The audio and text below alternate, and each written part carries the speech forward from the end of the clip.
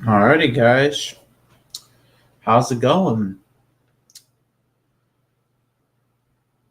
Um,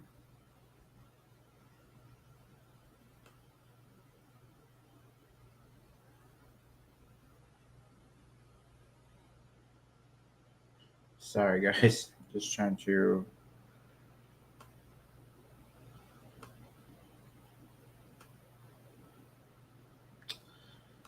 Alrighty. Well, how's it going, guys? We're gonna be talking about obviously the Texas Chainsaw Massacre franchise tonight. Be sure to hit the like button, of course, and like and be sure to comment down below as well. But anyways, yeah. So you guys already know we're gonna be talking about the Texas Chainsaw Massacre franchise tonight. Um, so yeah, that's what we're gonna be um, doing tonight. Um,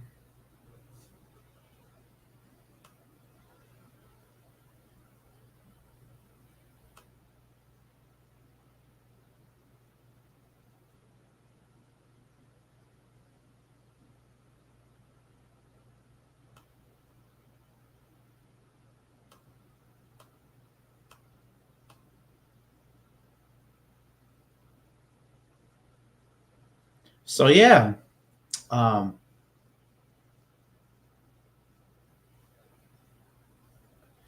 the Texas Chainsaw Massacre franchise to me, as I was saying, is probably like the most like underrated franchise, like because nobody really like talks about it as much, I guess.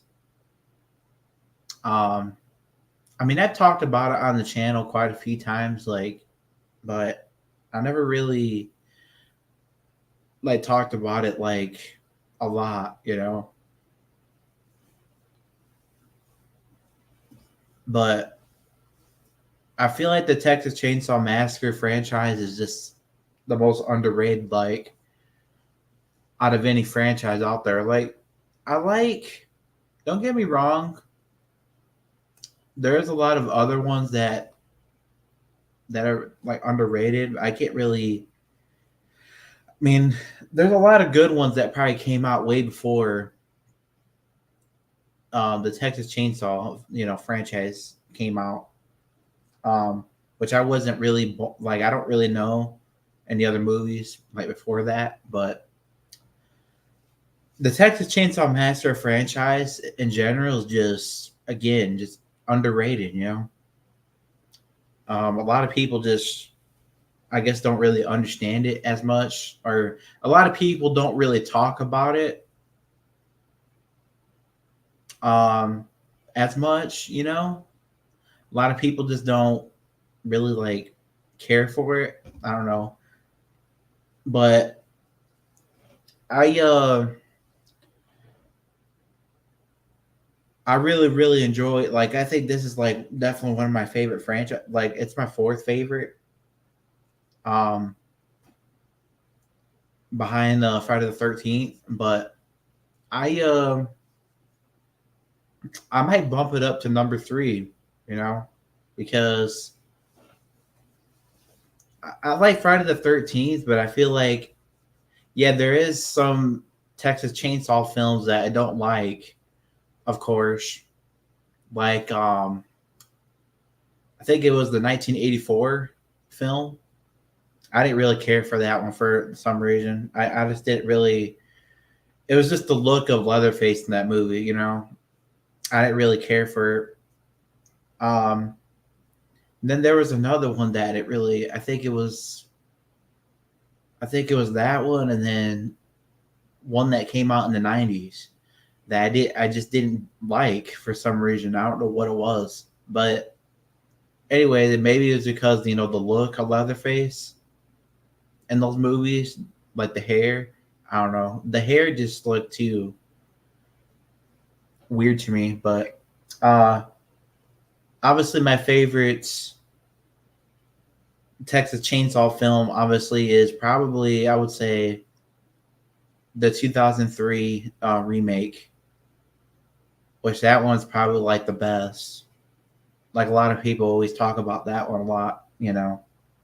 Um, so I mean, the remake is really, really, I would say, one of the best, and then obviously the 2006 film is like one of the like my second favorite behind that. Um, and then I also liked, as you guys know as well, I also liked um what was it? I think it was a 3D, I believe it was. That came out in around 2012, 2013 ish. That movie was pretty good as well. Like I feel like that film, a lot of people just didn't really like it because of the setting, you know. But honestly, I liked it, even though yeah, it wasn't at the original Texas Chainsaw house or anything. They kind of like did something different, which a lot of people kind of had a problem with that, but which I understand. But at the same time, we don't need to. Again, I don't feel like franchises have to um, keep going to like the same like location every time, like. So I personally don't mind it. I don't mind. I don't mind it at all. So that obviously that one was probably like my last favorite one, because obviously when the new one came out in 2022, that was just, I don't know, that movie was just a disaster. But again, it just goes back to the look of Leatherface. The fact that they changed like his look just doesn't really, I guess, sit right with me. Like, because it's kind of like, because he's kind of like a character, like I guess like Michael Myers, where like Michael Myers always had the same mask. Jason has always had the same mask, but for some reason they've always changed like the look of like Leatherface's mask. Like it just looks like more like a pig now. Like it's weird. Like it doesn't even look like Leatherface to me. Um, but that's just my opinion on that. I wish they would have just kept the look the same. Um, but they just absolutely just changed it. And I don't know. I just don't really dig it. It's kind of like I was saying. It's like changing Michael Myers' mask to something different. Jason's mask to something different. Ghostface mask. You know, it's just not really. It doesn't really look right to me. But I mean, there's a lot of people out there that enjoyed the 2022 film, which I'm happy that you enjoyed it. It's a. I'm glad that you enjoyed it. You know, but me, I just can't. I can't see myself like, I don't know. I just can't. I don't really like it. Um,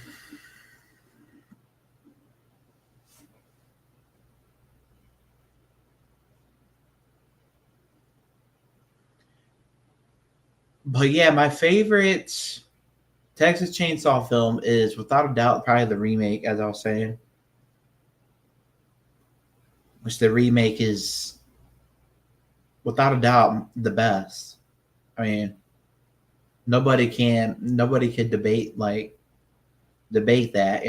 Well, there's a lot of people out there that probably don't like it, but I think it's the best.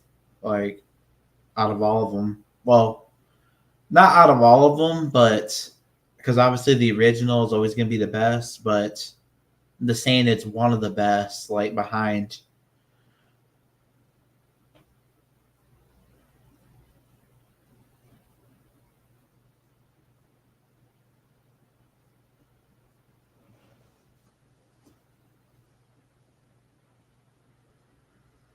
But yeah, I really really liked obviously the new begin or the beginning, I believe it was the 2006 film as well, which that one was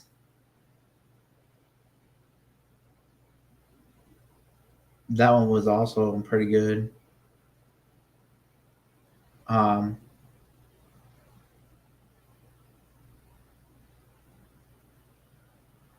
but overall, the Texas Chainsaw, even though there's some movies that I don't like, of course, there's a lot of movies that I do like. I like obviously. I don't really like the 1984 one, as I was saying, than the 1990 one. But other than that, I like obviously the 2003, the 2006. Um, and then obviously I don't know what's going on like today, like in today's like the movies today they're just not as good, I guess. Like the mask, again, the look of him doesn't really look like the mask. Doesn't look right to me. Um, it just doesn't look like the character at all. Like it looks ugly, to me.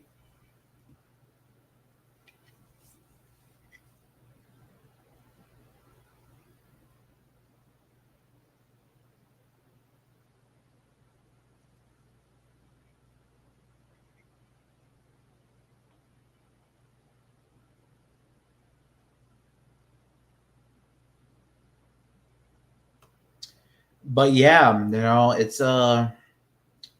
it's definitely one of the more underrated franchises. Like, and by the way, I think it's the only franchise that was basically like based on a true story. Like, so meaning that obviously there's a real life, I guess, serial killer out there, like somewhere, I think, in Texas. Well, his name was Ed Gein. Well, Ed Gein was basically like the real, like Leatherface. Well, that's what they called him, anyways, because that's what the Texas Chainsaw Massacre films are based on. That like maybe maybe Scream is based on a true story as well. Maybe there's like I don't really remember. Because Scream had to have been like inspired by something, like, but I know Texas Chainsaw Massacre was based on the serial killer Ed Gein, which he used to do a lot of dirty stuff, um, which I don't really want to get into, but um, yeah, but yeah, it was based on that, and then obviously they called him basically the real Leatherface, like.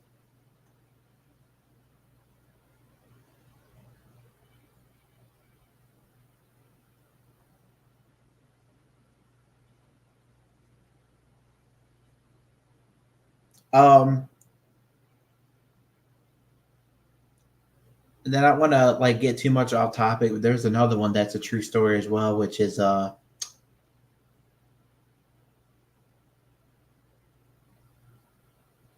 Jeepers Creepers, which that's a film that I don't really get into like at all. But and not to get off topic or anything, but like, but Jeepers Creepers is based on a true story as well. Like it wasn't.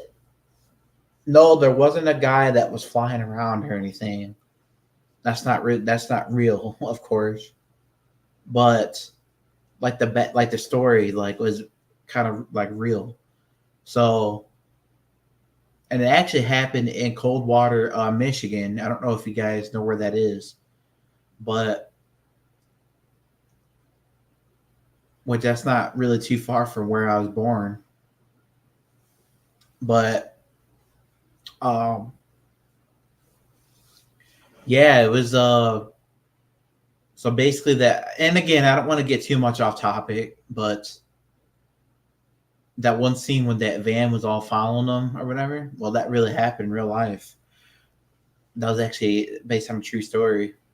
Um,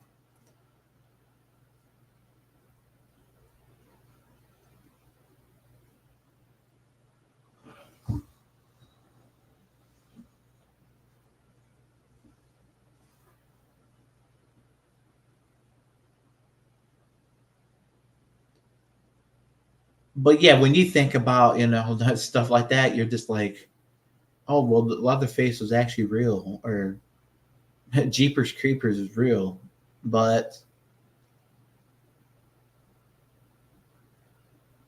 really, it's not really like they're not really real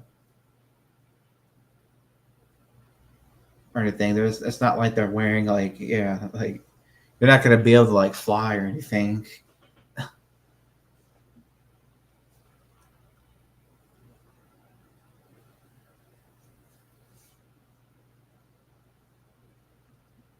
But like basically the story though is a true story. So it's not a real character. It's not a real person. It's just like a true story is all it is.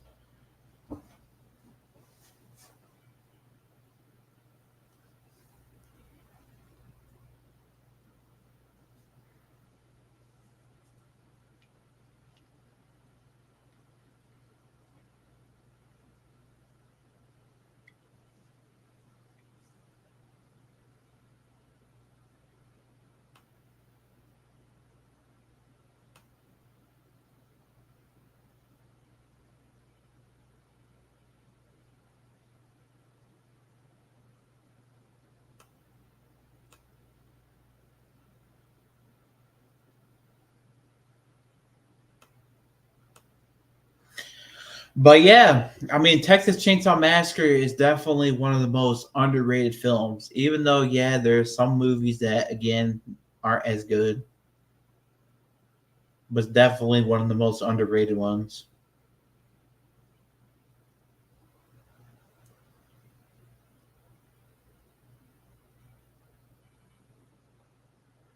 And also too, it came out before Halloween. It came out before Nightmare on Elm Street, Friday the 13th. So it was actually the first like slasher film.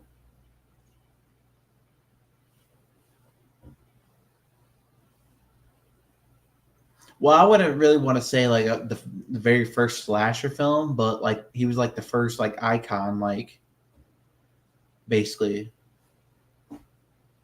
like before Michael Myers and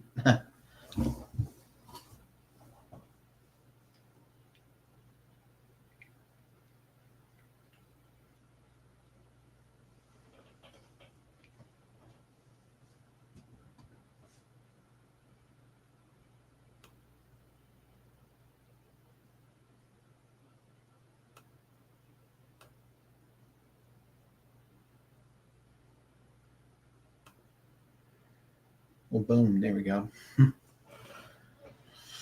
But yeah, so I really do believe that like I just feel like they ruined the Texas Chainsaw, the Leatherface character in a way by changing like like the look of the mask. Um, I just don't really, I just don't really like when they do that. When they change, the look of the mask. Um,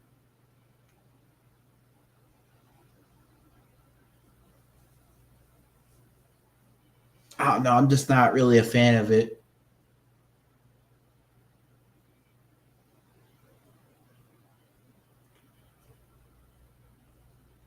Like, and I don't know if it's just me or not, but like, there's some Leatherface Leatherface mask that looked absolutely weird. Um, like I was saying, the one in the '80s that was weird. Like the hair, yeah, that looked too weird. Um, and then the one obviously with the suit.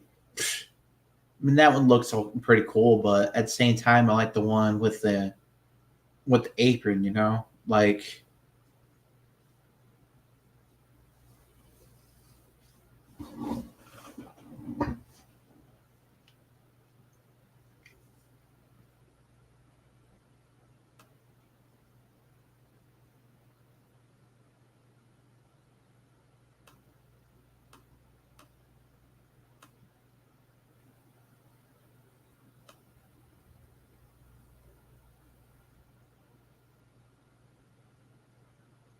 But that's just personally me. You know, there's a lot of people out there that have their own preferences, of course.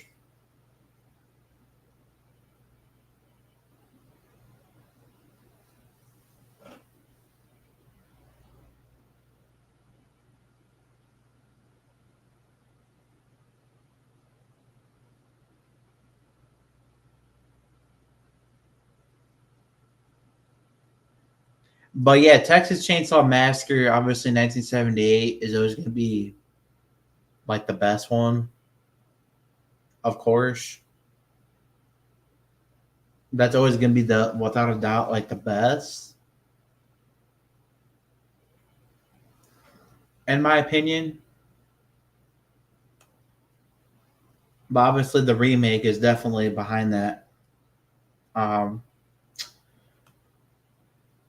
Well, I just liked again. I just liked the look of Leatherface in that movie.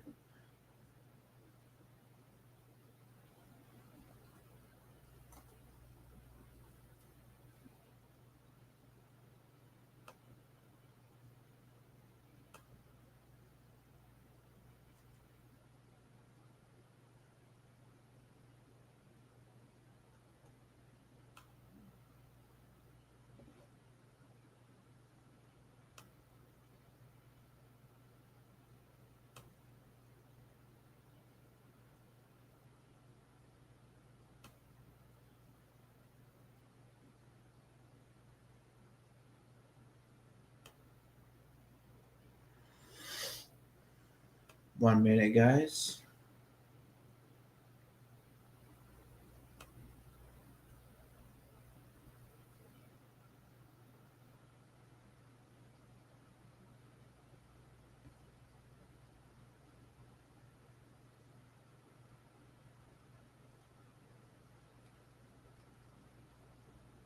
Gonna do a little something here. Gonna do a little. I guess we'll do a little like tier list while we're at it here tonight. Of course, something to do. You know, something to.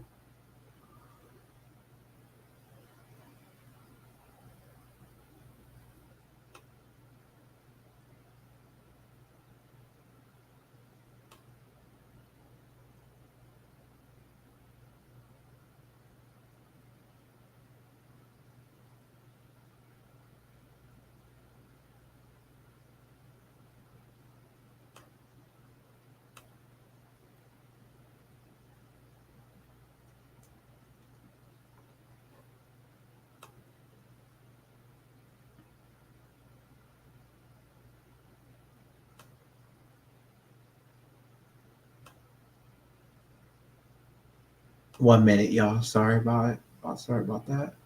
Just trying to.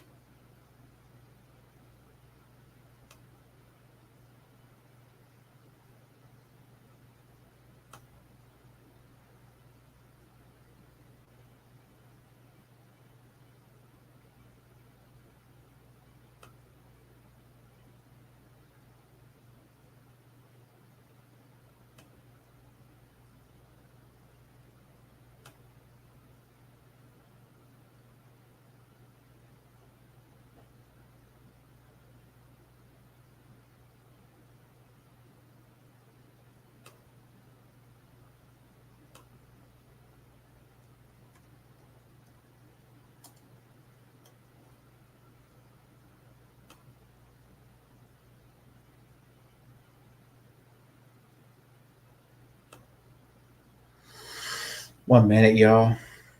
I'm just trying to find a good tier list that we could do. Um, there's something, a little fun, because I don't want to really.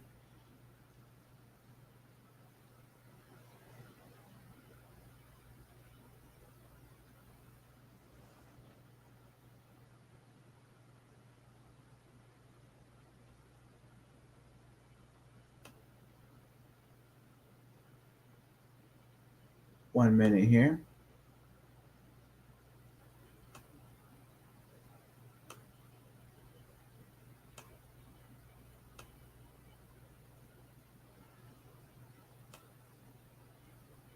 Okay.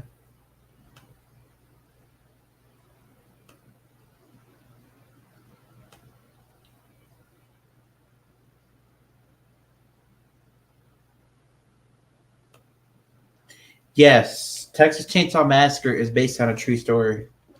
It's based on this real life serial killer named Ed Gein. His name is. He was an actual real life serial killer, but obviously he didn't actually wear like the leather face mask or anything like that. But he was a killer. Like he used to do like crazy stuff, which I don't really want to get into because it's kind of graphic. But like, yeah, definitely a true story. It's based on a true story.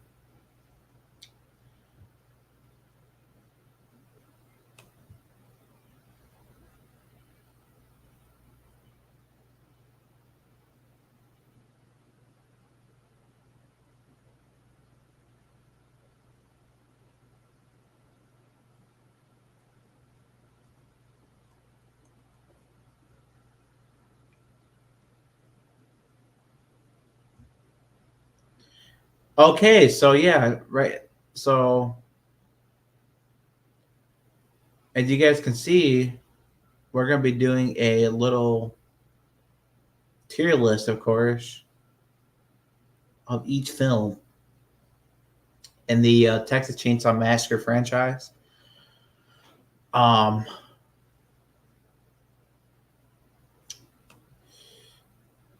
oh, what happened to him? Oh yeah, he's dead. He died all the way back in like probably like the 70s or the 80s. Um, yeah, he died years and years ago.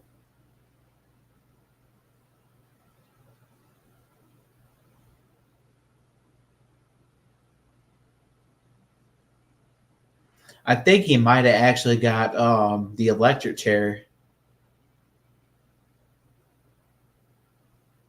but I'm not 100%.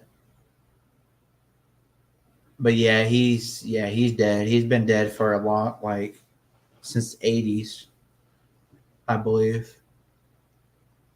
Well, I know he's dead now. I know he's dead, but I just don't know what year he like.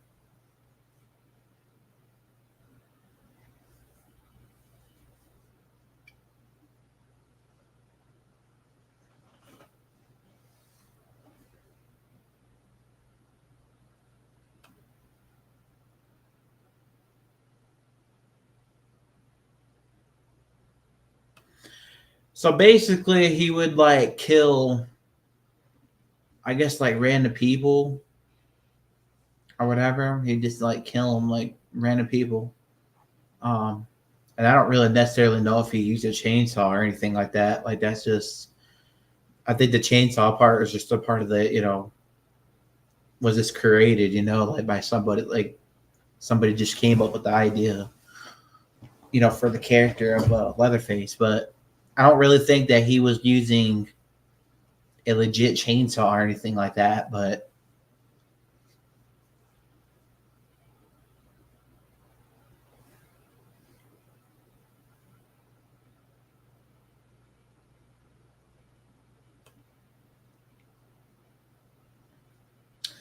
anyways, we are gonna get into this tier list here, and as you guys, so to let you guys know, this is obviously the goated section. Um, what should I call this?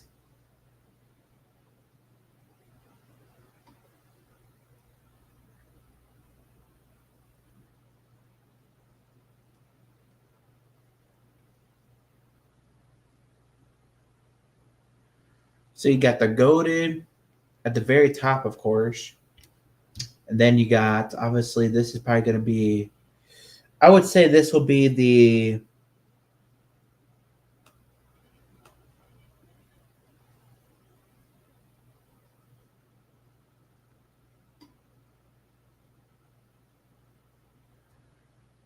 I guess I'll be goaded. That would be the great category right there.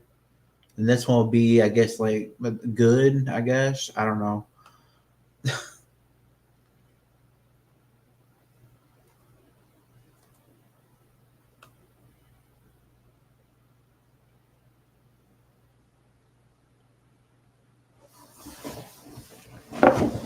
Um.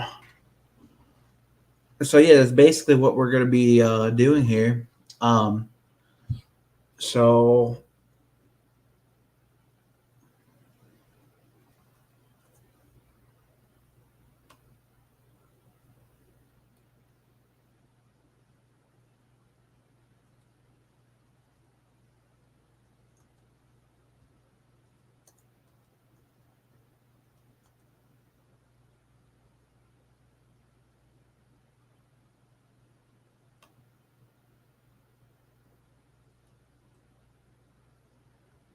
okay, so this will be the decent. This will be the decent category here. So that'd be the goaded. Yeah, goaded. You got great, of course. Then you got just good. Then you got the decent. Um,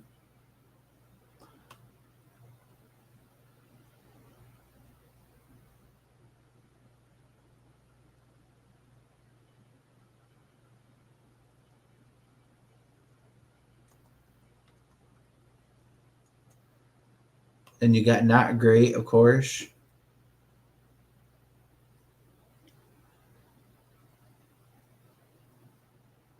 Then you got trash.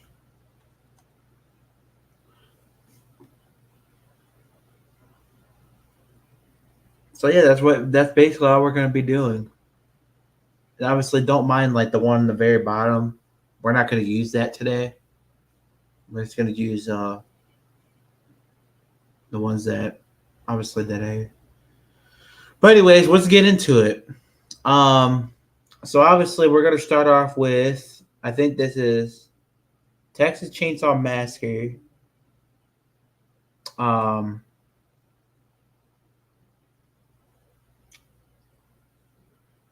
I can't really read that. Um, Texas Chainsaw Massacre.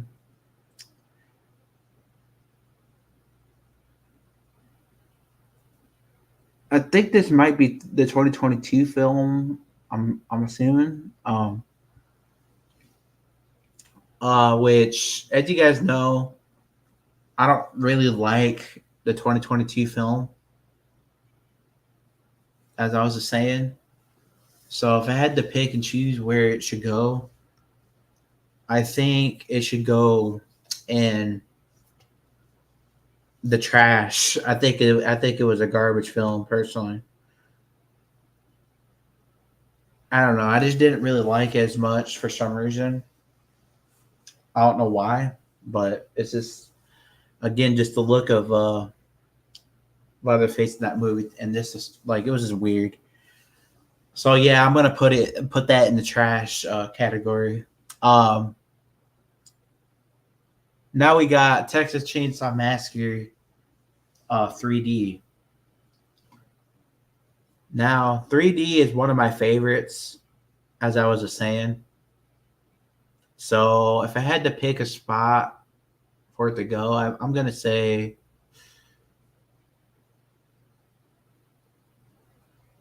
I'm gonna put it in the great. Yeah, I'll put it in the great. It's not quite like goaded, I guess, but I will put it in the grade for right now. Um, I think that's pretty good. It's not like terrible or anything. Still pretty good. So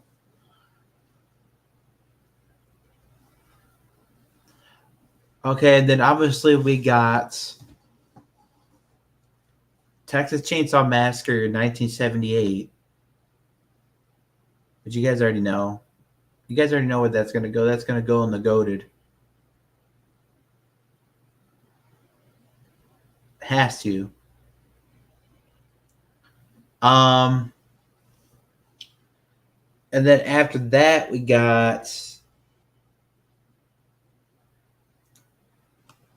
Texas Chainsaw Massacre Part Two, I believe it is. Yeah, Texas Chainsaw Massacre Part Two.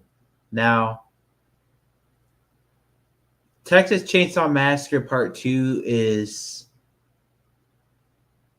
definitely not my favorite. Definitely not my favorite at all. I don't like it. Um, Again, I just don't like the look of Leatherface in the film. I just felt like it was just a little weird. I don't know. Uh, but that's personally me. So I guess I'll say it was. I wouldn't say it's like total like trash, but I'll say it's, I guess, like not great. So we'll put that in the not great section.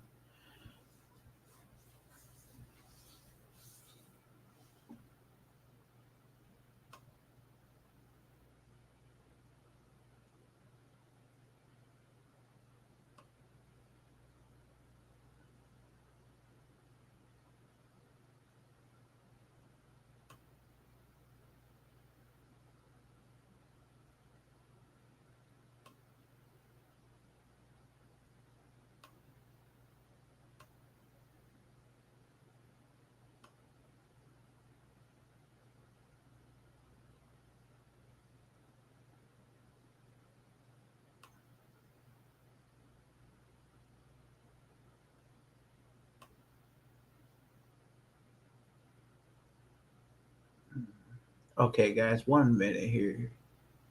Let me do something real fast because I don't know what I was doing there.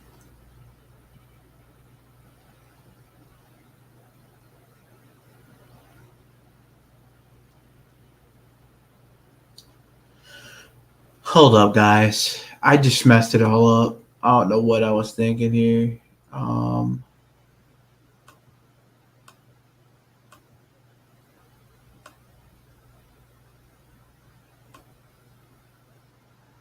1 minute, guys. I'm sorry. I'm so sorry. I don't know what was going on there. Um,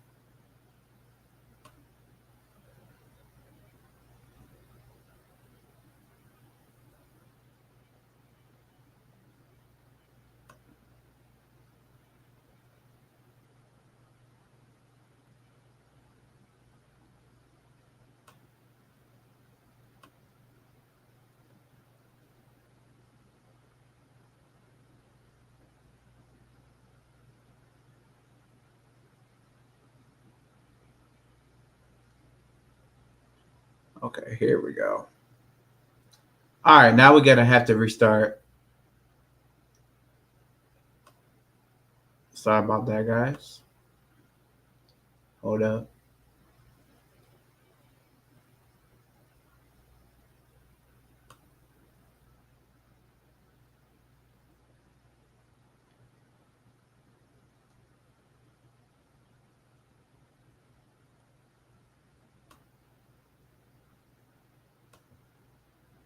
Hold up, guys.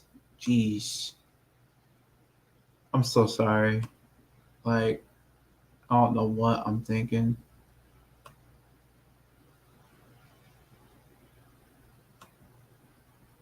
I don't know what's going on with this thing. Like,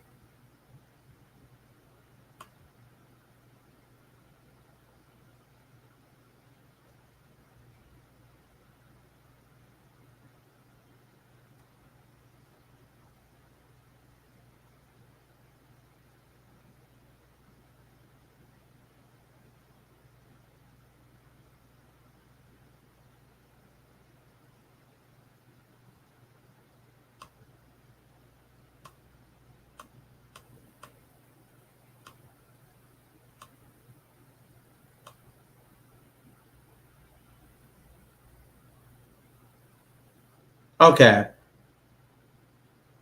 So sorry about that. So we're gonna have to back out of this again. Um, yeah, I don't know what happened there. It was just acting weird. But anyways, we are back.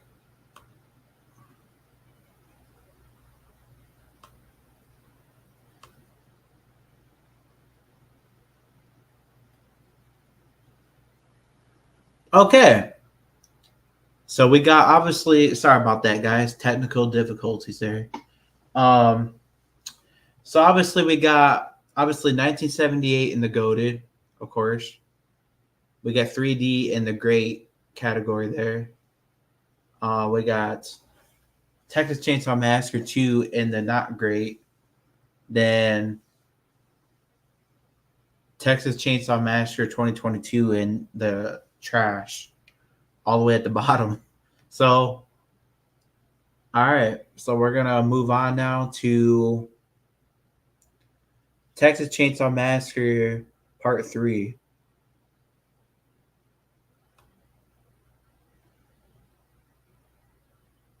Now, this film to me is just another one that I really like, I guess, for some reason.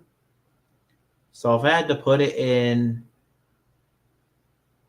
if I had to put it in a category right now, I would probably put it in I would say not great, I guess. I'm not gonna say it's trash, but I don't know. I wouldn't say it's trash. So I'm gonna put it in the not great. Um then obviously we got Texas Chainsaw Massacre 2003. Now this film here, as you guys know, I like this film a lot. This is one of my favorite. Obviously, this is one of my favorites in the franchise. Um, which I'm not saying is better than 1978, of course, or 1974. Excuse me. Um, I'm not saying it's better than obviously that film, but it's definitely I think one of the best. Again, that I've like one of my favorites, one of the best remakes like out there. Um, so if I had to put it in a obviously, I think I'm gonna put it in the goaded.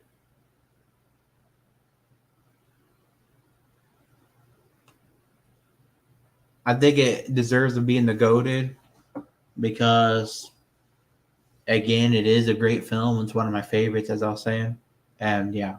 So Texas Chainsaw Massacre 2003 is gonna go in the goaded section.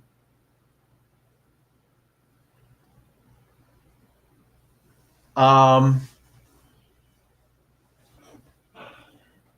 and then obviously Texas Chainsaw Massacre 2017. Now that's another one that I didn't like, which I kind of forgot about 2017. I didn't really talk about that film that much. I don't know why I forgot about that. But yeah, that movie was an absolute disaster as well. Like I just don't really care for it because again, Leatherface wasn't wearing a mask, and it's just like if he's not gonna wear a mask, he's gonna be a regular human. Which okay, like Ed Gein, it's based on true stories, about Ed Gein, the real life serial killer. I know that, but at the same time, Texas Chainsaw Massacre, everyone wants to see like him wear the mask, which I don't know. I just didn't really care for it. So I think that it's gonna go honestly in the trash category.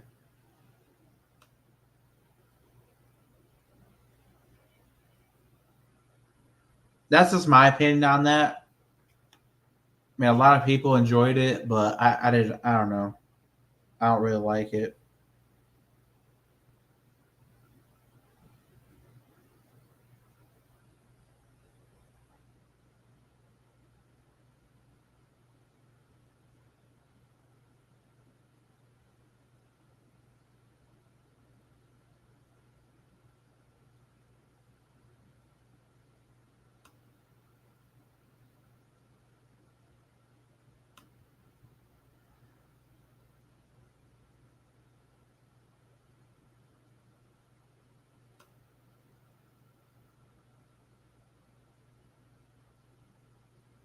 Sorry, guys. I had to change like the colors of these two real fast.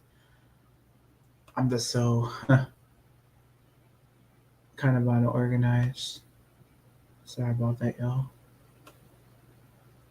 Um,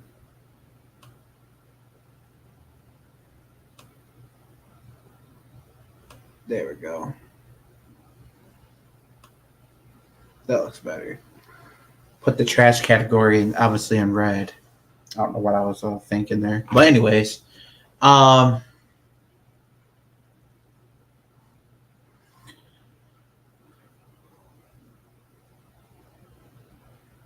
so coming up next, of course, we got Texas Chainsaw Massacre. I believe. I want to say 1 minute.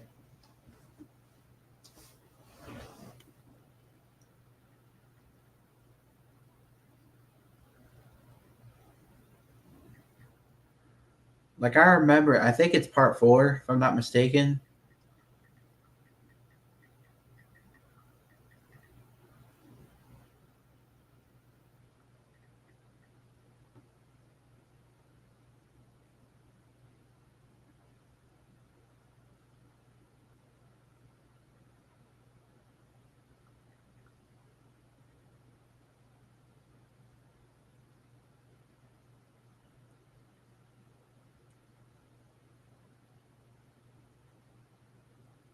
Okay, so this one is Texas Chainsaw Massacre. Um,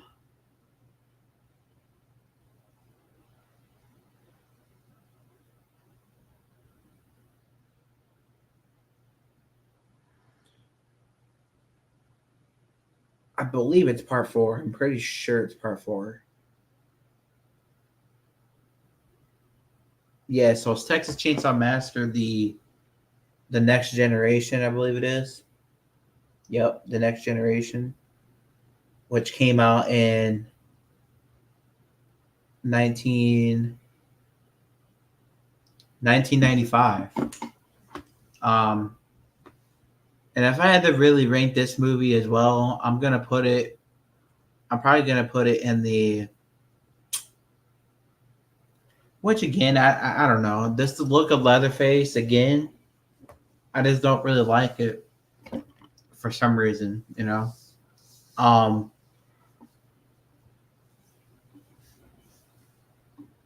so I think I'm gonna put it in. I guess I'll put it in the not great section, just because I don't know. Again, I don't really. I mean, I like it, but at the same time, this like the look of Leatherface in that movie. Um, then I obviously got Texas Chainsaw Massacre: The New Beginning or The Beginning, which that came out in 2006, and that was obviously after the remake came out. Which this is another one that I think is really really good. So obviously, you guys already know where I'm going to put that. I think it deserves to be in the goated section.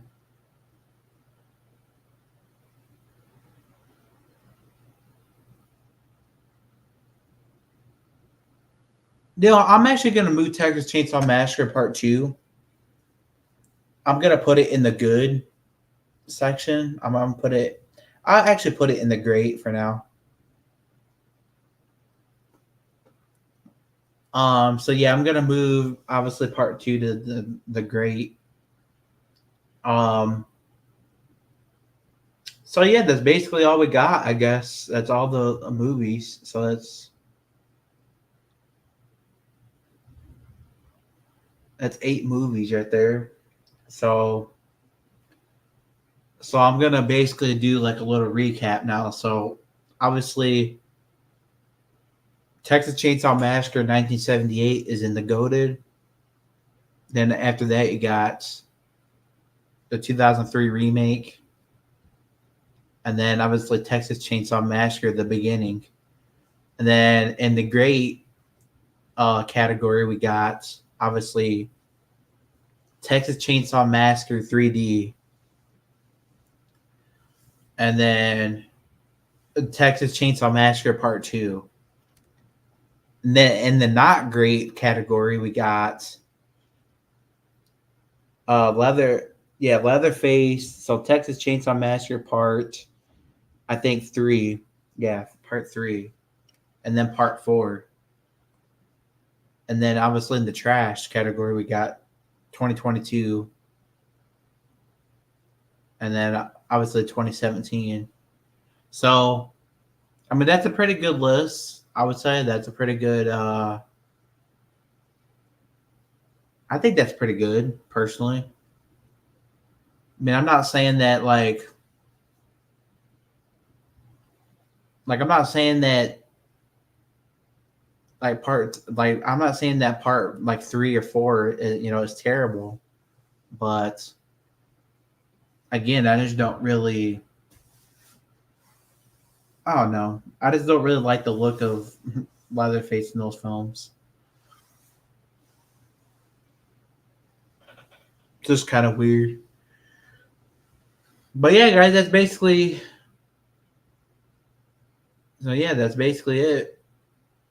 Ranked all the movies, like what basically how I feel about them. Um.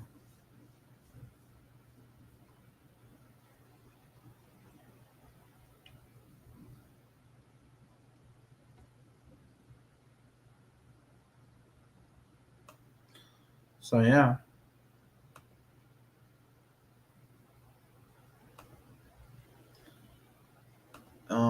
And then I'm gonna actually see real fast if they have anything else. Um.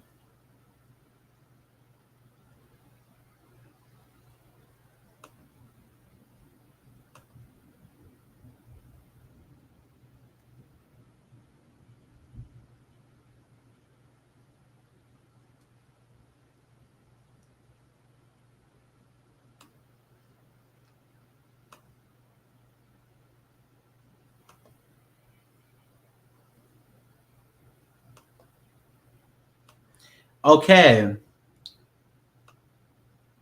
So this is obviously a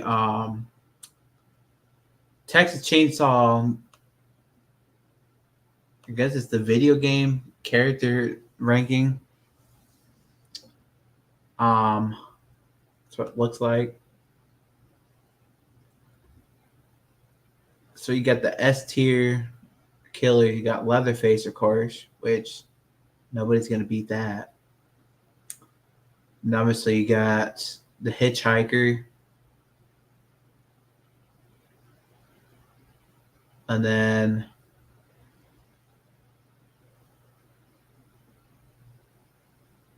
you got Cook, of course.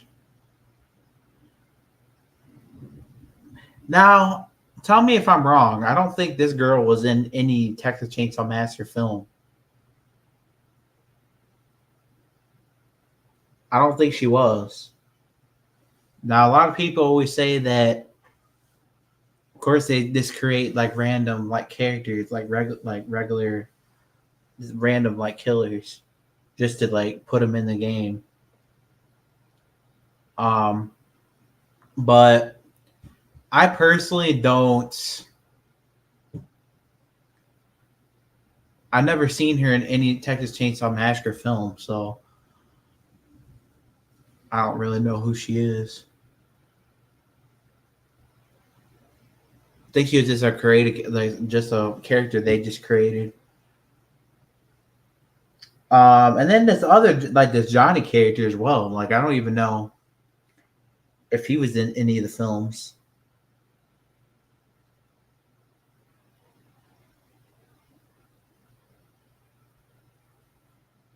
But I do know the Hitchhiker and Cook were both in the films. Obviously in the 1974.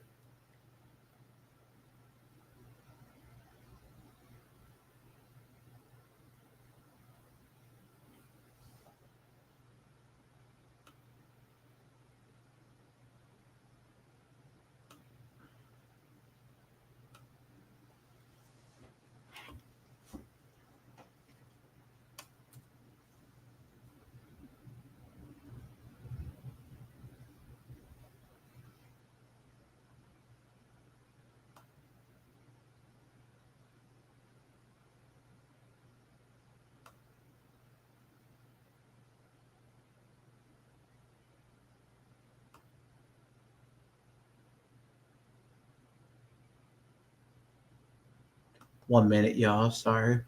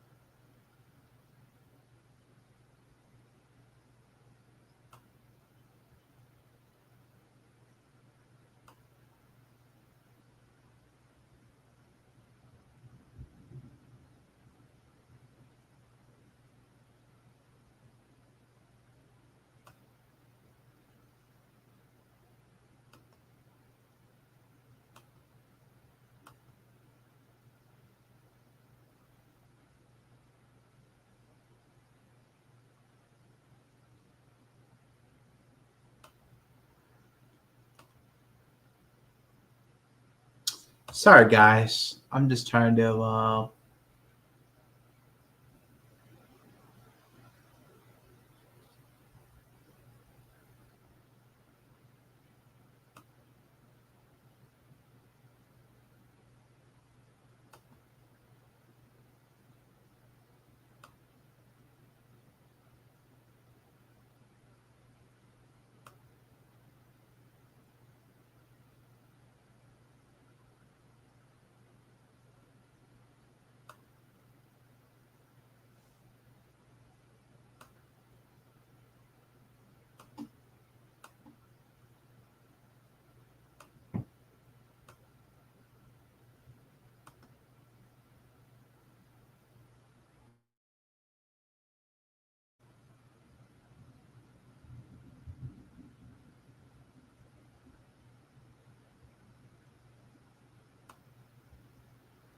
No, sorry about that, guys. It's like kind of lagging.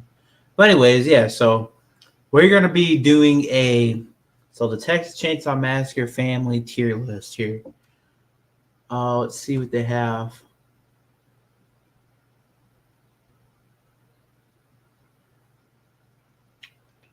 So this is obviously for the Texas Chainsaw Massacre, the video game. Um,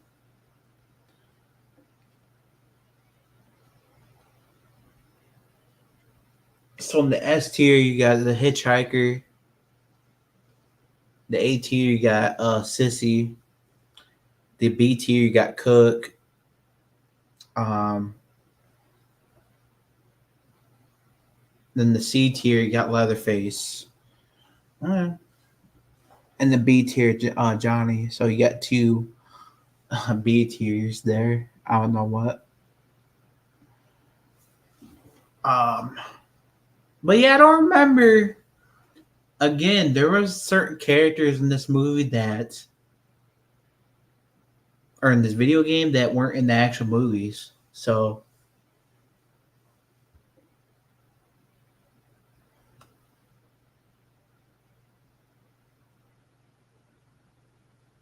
and I think I actually went through this already. Sorry about that, guys.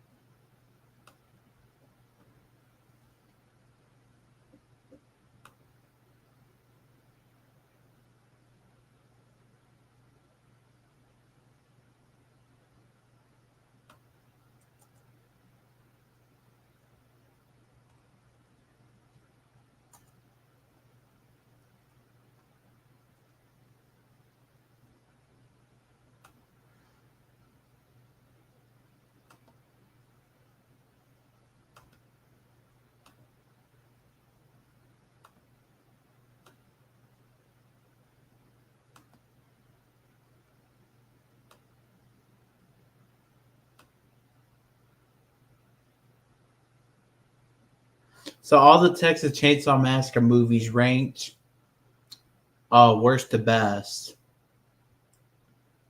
So the Texas Chainsaw Massacre from 1978 spawned numerous sequels and remakes.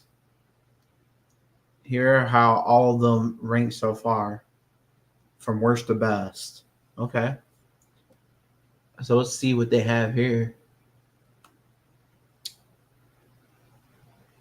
So they got, so at number 8, they got Texas Chainsaw Massacre: The Next Generation, which came out in 1995, which that was before I was born.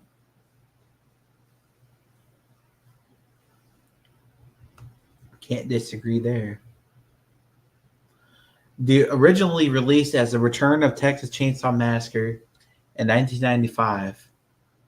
This anonymous and our follow up is the third direct sequel, written and directed by Kim Henkel, the co-writer of the original Texas Chainsaw Massacre: The Next Generation. Works essentially as a loose remake of the 1974 film. Okay. It follows two teenage couples who wander into Leatherface territory after taking a detour on their way back from the prom. A car accident eventually leads them to a farmhouse where the action definitely shifts into. So a meat hook and a meat freezer are all incorporated into the poorly shot mayhem. Early performances by Renee Selweger and Matthew. I can't really say his last name. Sorry. I'm gonna say McConaughey, I guess. Participated a re-release complete with a new edit and title change. Even with cameos from some of the original Texas Chainsaw Massacres or the Texas Chainsaw Massacre performers, this fourth Cannonball outing was unable to interest horror fans. So yeah, so it's obviously ranked at number 8. So it's obviously the worst. And yeah, I didn't really like it either. As I was.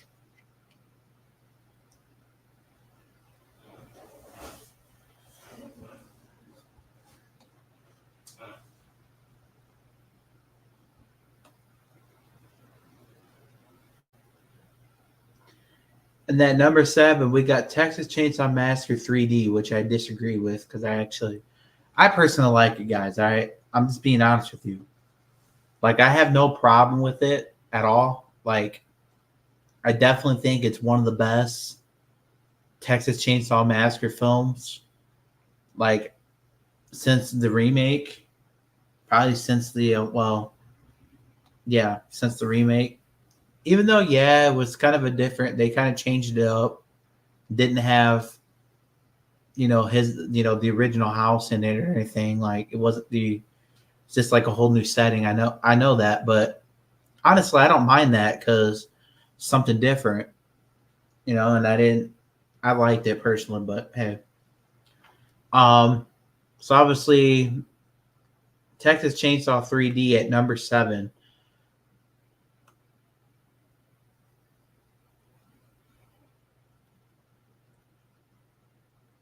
So similar to the Blumhouse 2018 Halloween 2018 sequel, this film acts as direct follow-up to the original, ignoring all the previous entries. It begins promisely with impressive flashback to an original farmhouse and the events that followed after Final Girl Sally Hardesty, I believe, um, fled the Sawyer home. When the film jumps ahead to the present day, and we are introduced to Lost Sawyer, it becomes a buy of the number slasher. Yeah, it becomes a buy the number slasher film. When her grandmother dies, Heather and three of her friends travel to the deceased woman's home to collect her um and that okay and negligent I can't even really sorry guys revealing Heather's connection to the Sawyer family ensures that several people end up on the wrong end of a chainsaw. Decent 3D effects and several family faces from previous installments do little to hold interest.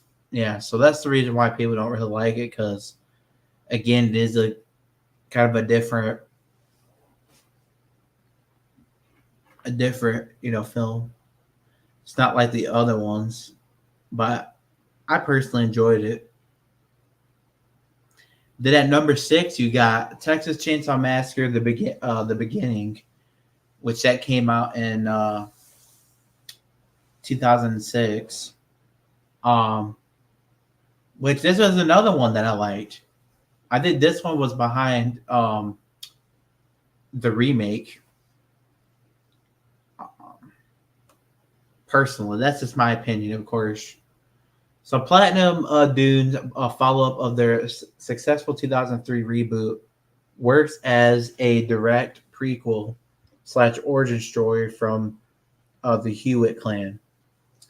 The first few minutes are spent explaining how Leatherface, named Thomas, in this iteration came to be. However, the film isn't interested in telling his story.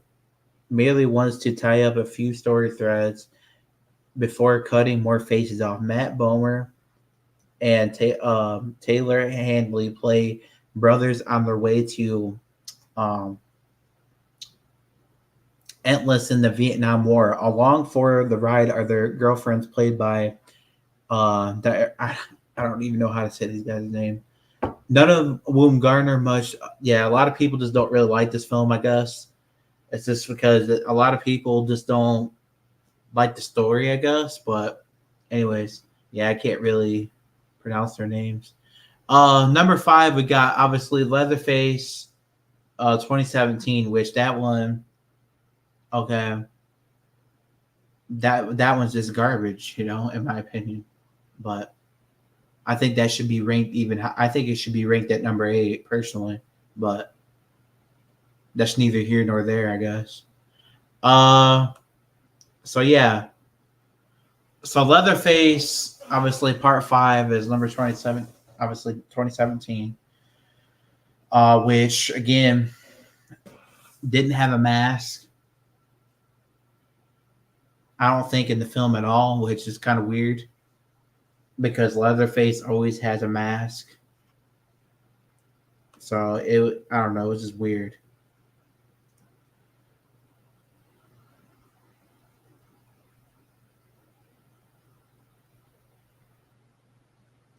So visionary French directors Julien Mareri and Alexandra Bustillo, who made a memorable debut with the brutal inside, um, were hired to create yet another Texas Chainsaw Massacre prequel. This time, it's a direct prequel to the Hooper film, and once again attempts to shed light on how the deranged family was formed. Unlike the beginning, which only highly or lightly covered the origins of Leatherface, this at least made an attempt to hold a psychological dimension to his madness.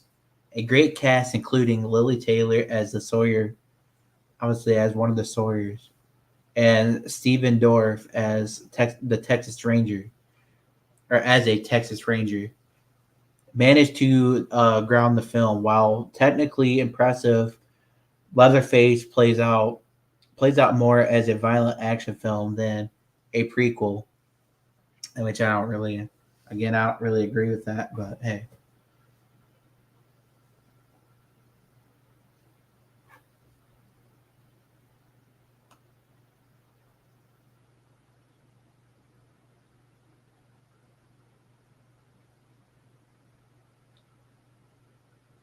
again, you don't always have to agree with rankings or anything like that.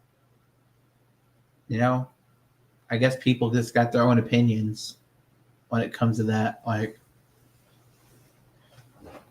um,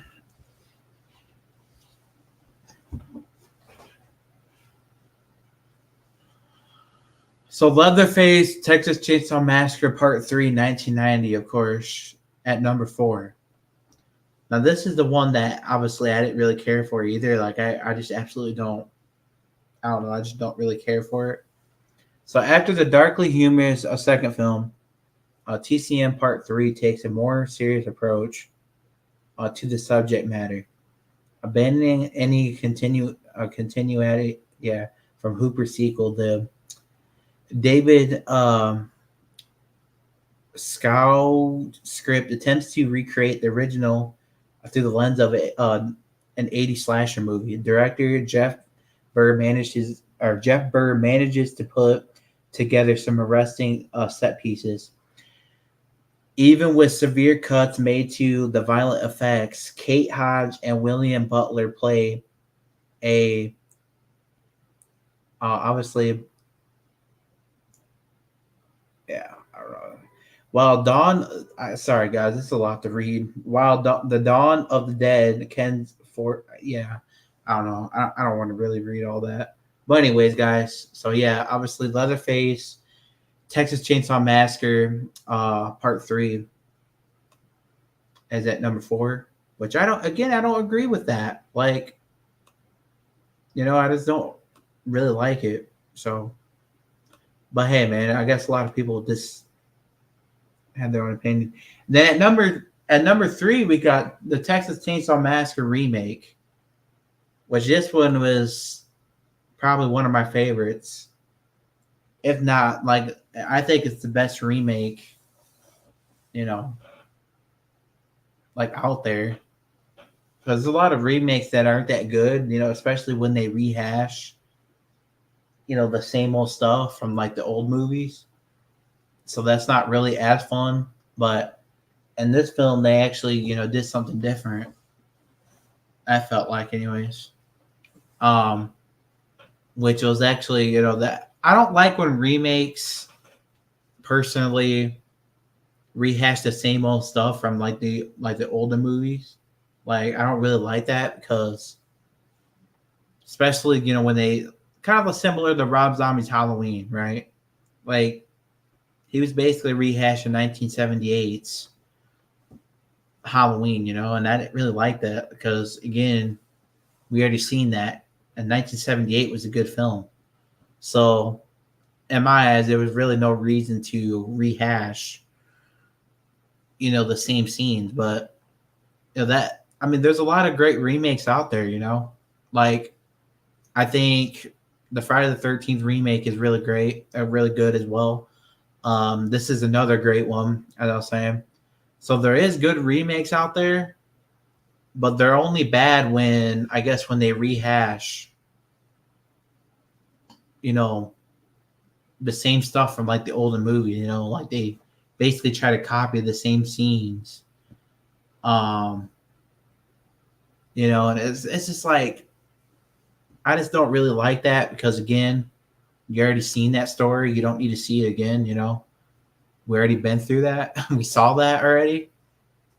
And it's just like, I don't like when they rehash. But this film here, they don't rehash anything. I don't feel that this film is, they do it like in their, they basically did it their own, like they created like their own story, which I like. So that's why I think this was definitely one of the best remakes out there, for sure.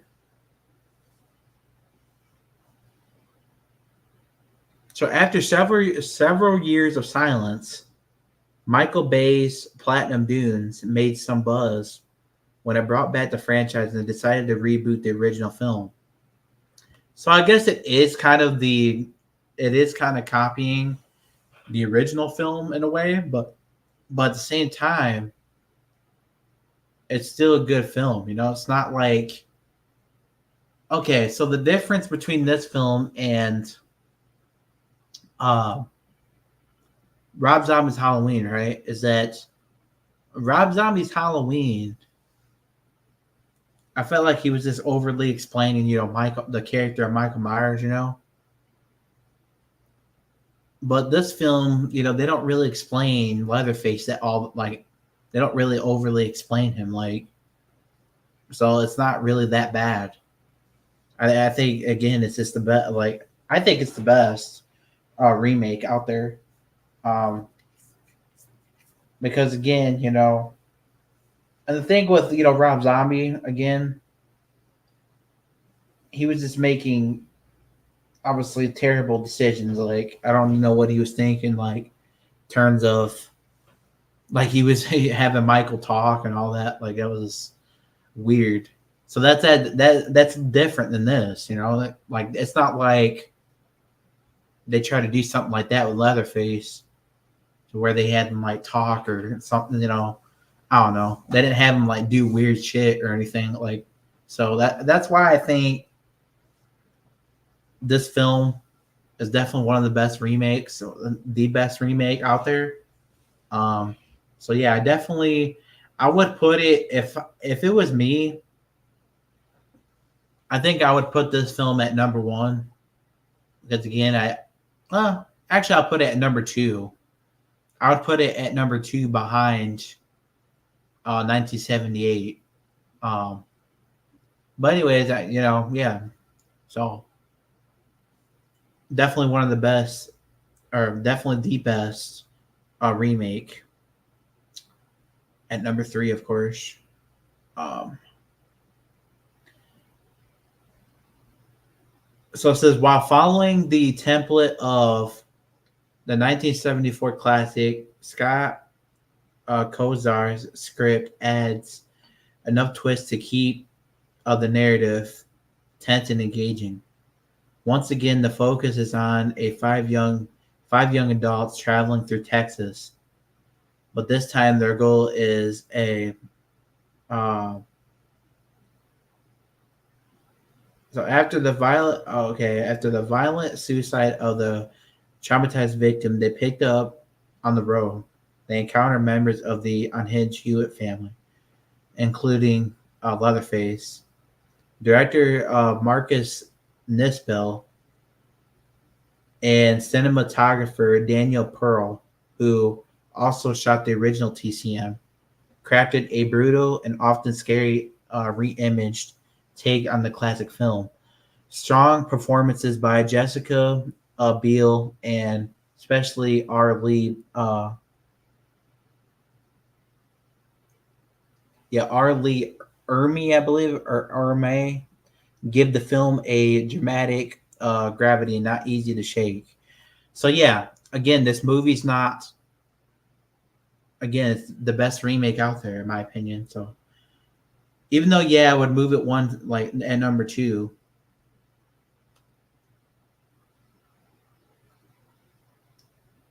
Okay, we're gonna have a little bit. We're gonna have some disagreements here as well. Um, in a way, I guess. In a way, I don't know. That's just my opinion. Texas Chainsaw Massacre, obviously, Texas Chainsaw Massacre Part Two, which that came out in 1986. And again, a lot of people will consider this one to be a great sequel, but again, I don't know. Like, the look of Leatherface again, it's not really for me. Like the hair, I don't know. Like the suit, I don't know. I don't know about that personally, but um so yeah, that's I guess the real reason why I don't really care for it is because of that. I don't know. But so yeah, Texas Chainsaw Massacre Part Two. I was like number two, of course. So Tobe Hooper's belated sequel produced by Canon Films, emphasizes the black humor of the original while also pushing the envelope on the on-screen violence. 11 years after the events involved in Sally Hardesty and her friends, former Texas Ranger Lefty Enright teamed with intrepid radio DJ Stretch to hunt down the Sawyer clan. A smart script by L.M. Kit Carson taught direction by Hooper and a game cast make this a comic book nightmare of epic proportions. Williams is a Williams is terrific as the brave DJ and Bill Moseley as Chop Top. Huh. Um, Chop Top Sawyer is one of the more memorable horror villains from that decade.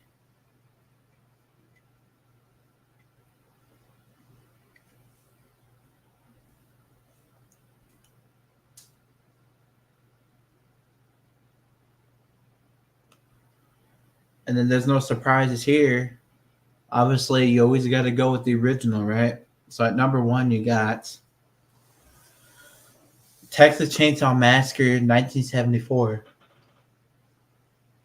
And you always got to go with that. That's always got to be, your number one. Um,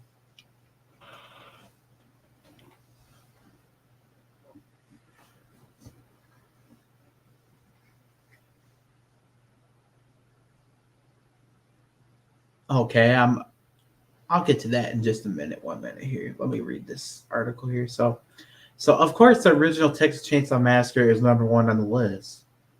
Brutal without much on-screen gore and relentless in its pacing. Hooper's low-budget Marvel still has the power to disturb. Daniel Pearl's cinematography uh, effortlessly captures the mayhem with cleaver framing and attention to small details. The cast of virtual unknowns offer grounded, realistic performances that ensure um, the escalated violence. The escalated violence. Its influence of the horror genre cannot be denied.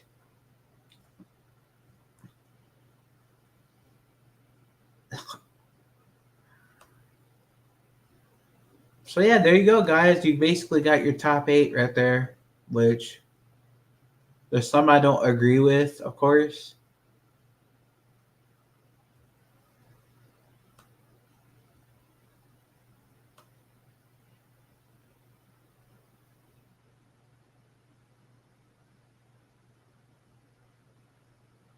Which is crazy that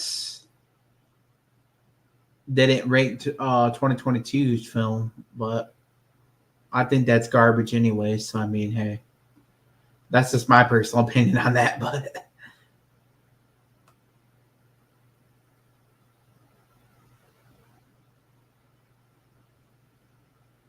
oh, this is interesting.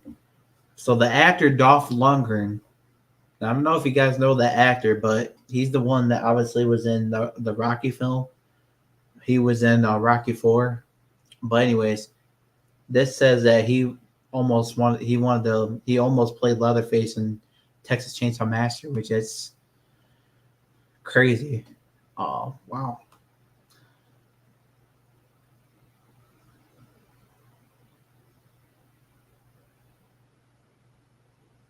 Almost played Leatherface, it says.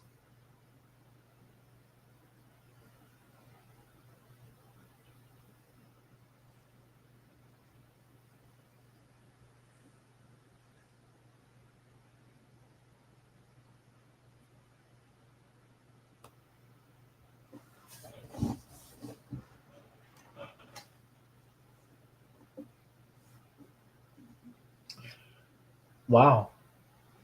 So action movie mainstay Dolph Lundgren came surprisingly close to playing iconic villain Leatherface in 2003's Texas Chainsaw Massacre remake. Wow. The 1974's original Texas Chainsaw Massacre film, depending on who one asks, is a beloved classic of the horror genre. The same can't be said for its follow-ups, whether they be sequels, remakes, or prequels to remakes. Many entries in the overall Texas Chainsaw Massacre franchise range from a mediocre to awful. Well, that's interesting.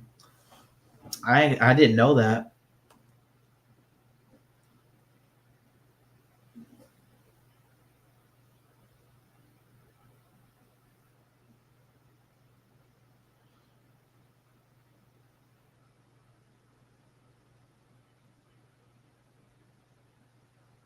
He almost played. So supposedly he almost played Leatherface in the 2003 um, remake, of course. Almost, anyways. That's what it says. Which I did. I didn't know that.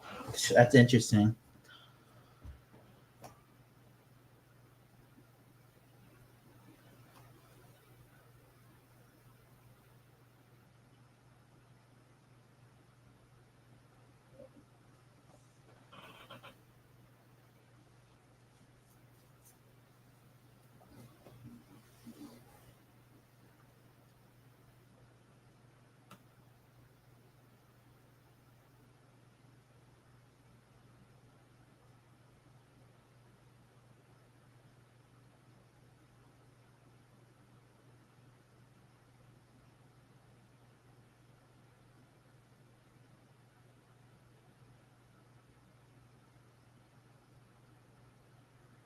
Okay, so it said while it's kind of hard to imagine Lundgren playing the character, he was offered to he was offered the Leatherface role in the Texas Chainsaw Massacre remake, but was turned down.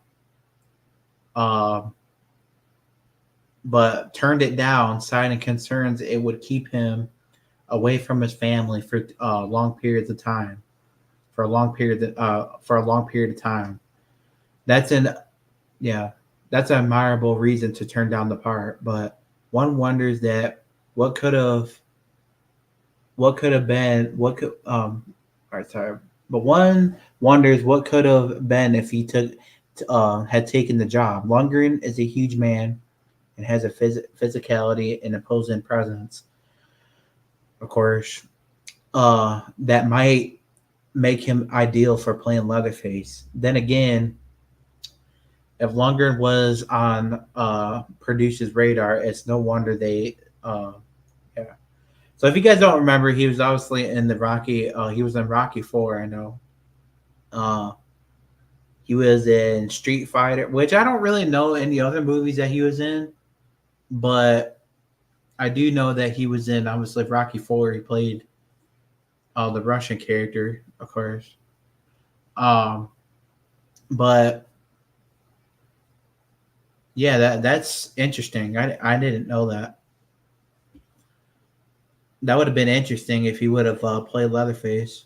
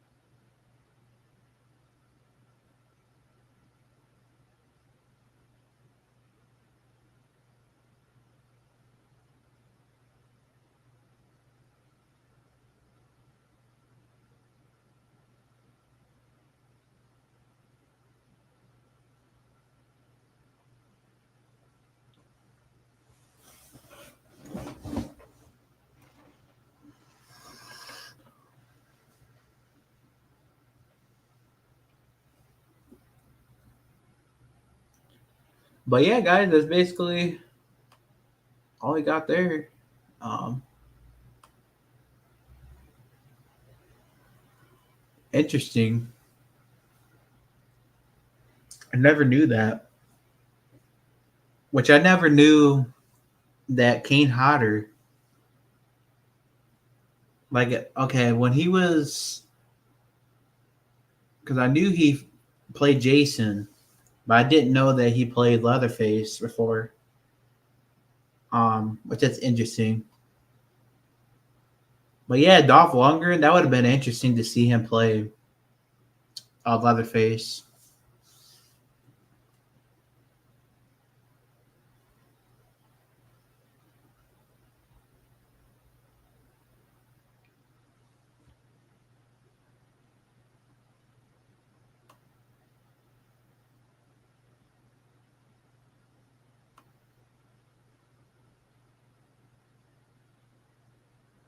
Did he kill any animals with a chainsaw? No.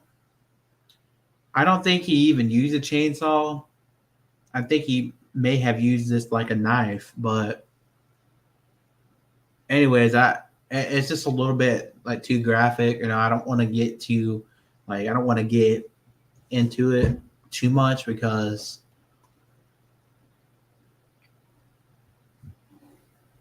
it is a little bit,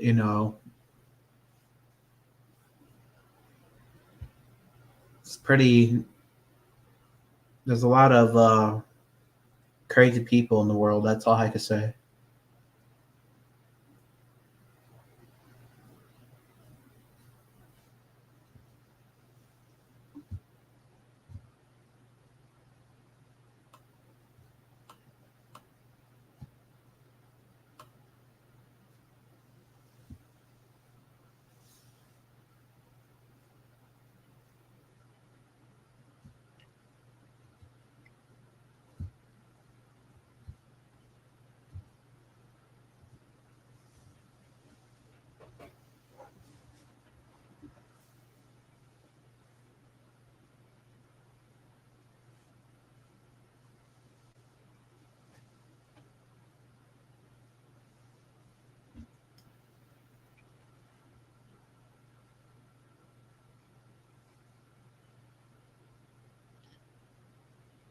There's a lot of crazy people in the world that do nasty, crazy stuff, you know. And I don't understand like why people even have the intention of doing stuff like that. And movies are just movies. These movies and people who are inspired by this crap and actually go do it in real life, they're crazy. All right, because these movies are just they're movies. They're not shouldn't take them that seriously. You know what I mean? But unfortunately, there's crazy people out there that I mean, I look at this as entertainment. You know what I mean? So it's not like there's just a lot of crazy people out there.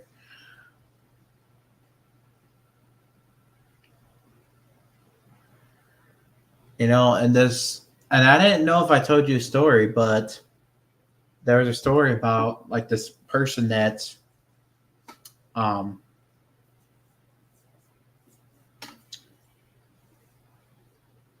okay, this is I guess in relate this is kind of going I'm kind of going off topic a little bit here, but this was about I think after like the Scream film 1996 around that time, right? So this dude, right? He was a fan, right? He liked the movie, of course, which everybody does. But you know what he decided to do? He decided to kill his fam, or decided to kill his wife. Because of that movie. Like, come on, man. Like stuff like that. It's just ridiculous. It's entertainment. You shouldn't take movies that seriously. Same with like GTA or something. You shouldn't take that to you shouldn't take that too seriously. It's just a video game.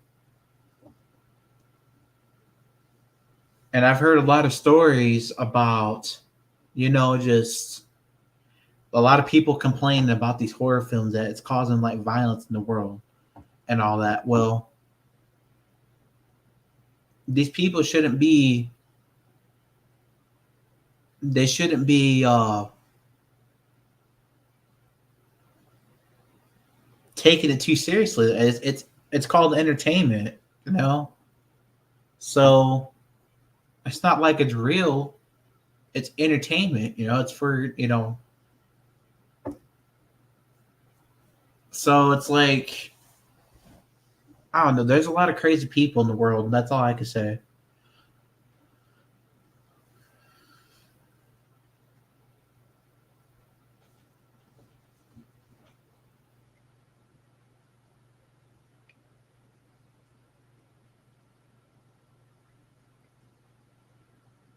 And it's just sickening, And as I was saying, this dude is literally like, I don't even know what he was thinking. Like,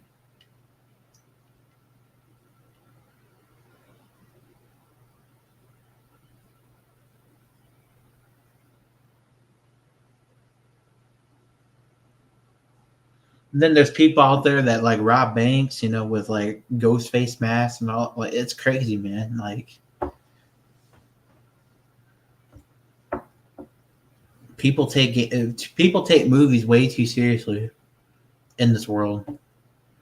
You know, it's crazy.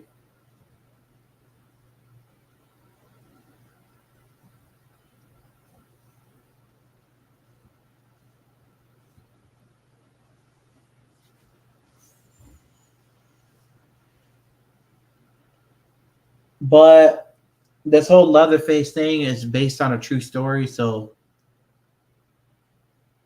it's not like this movie was like he wasn't inspired by this movie because this movie was inspired by him. So, but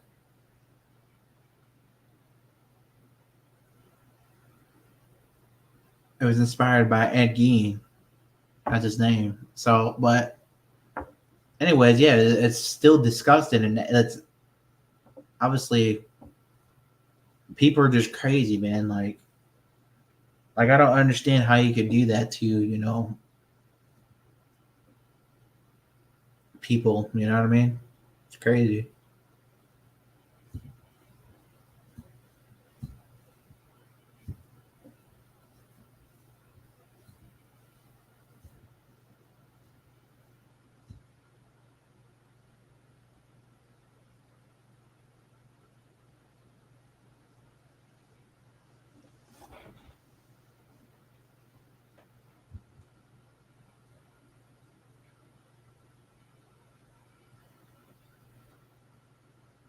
And if people are so mad about like if people are complaining about entertainment, like why is entertainment making you want to go do that in real life for? Like why? You know? And then you got all these people complaining about, well, all these movies are all violent and all that, and they're just too violent for the society and all. Like, come on, man. People shouldn't be. These movies shouldn't be the reason why people do crazy stuff. You know what I mean? Because it's entertainment. You shouldn't take movies that seriously again. Like it's entertainment, man. Like, but again, there's just a lot of and then obviously I just want to tell you guys a little story that I heard. And I don't want to get too much off topic here, but obviously there was a story that I heard about this kid. He was like playing GTA or something like that, which he was playing GTA or something, and he got like inspired by that, and he actually, I guess he killed his grandma or something like that. Like he's like stuff like that. That's crazy, man. Like come on, like seriously, like you really, really, really are inspired by a video game, and entertainment to do like to do that crap like in real life. Come on, man. Like, it's like there's a lot of crazy people. I think he grabbed like a gun. I forget what it was, but I mean, people do crazy shit in this world. Sorry for my language, but it's crazy. And you got all these other people saying, "Oh well, these video games are violent," and "Oh, Friday the 13th, the game, it's violent." Well, then your kids shouldn't be playing it. That's all I gotta say. And you shouldn't be. Again, you shouldn't take entertainment too seriously. Like anyway, like it's entertainment.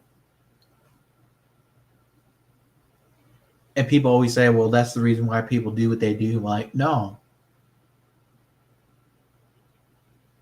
These movies shouldn't be the reason why people do what they do. I mean, they're entertainment, in my opinion. So,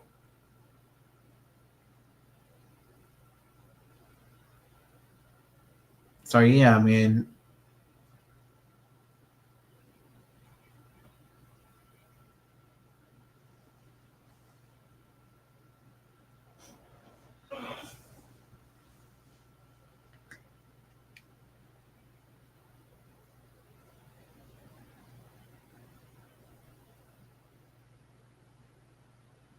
plain and simple. That's all I gotta say. I mean, people should not be.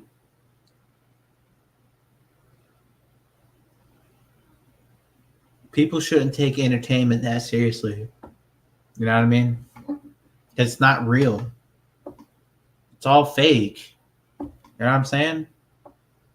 All these characters are all just made up characters.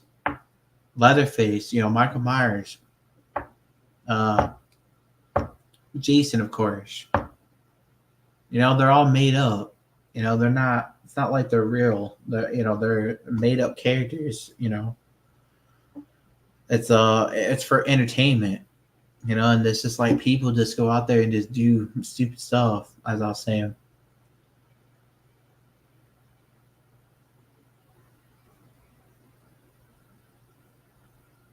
Like I told you guys before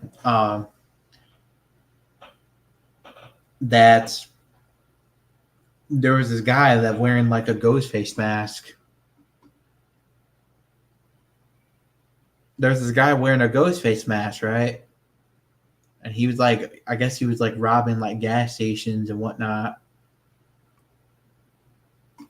It's like, man, people are just absolutely crazy, man. Like,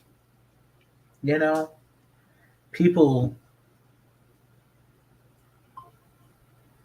like, I don't know. Like, the world is crazy.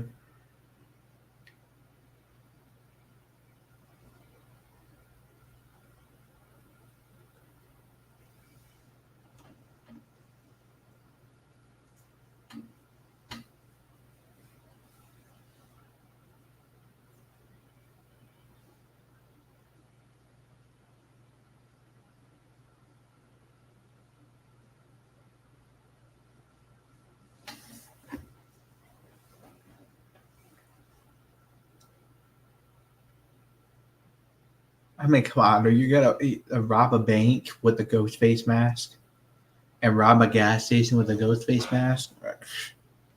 That's crazy.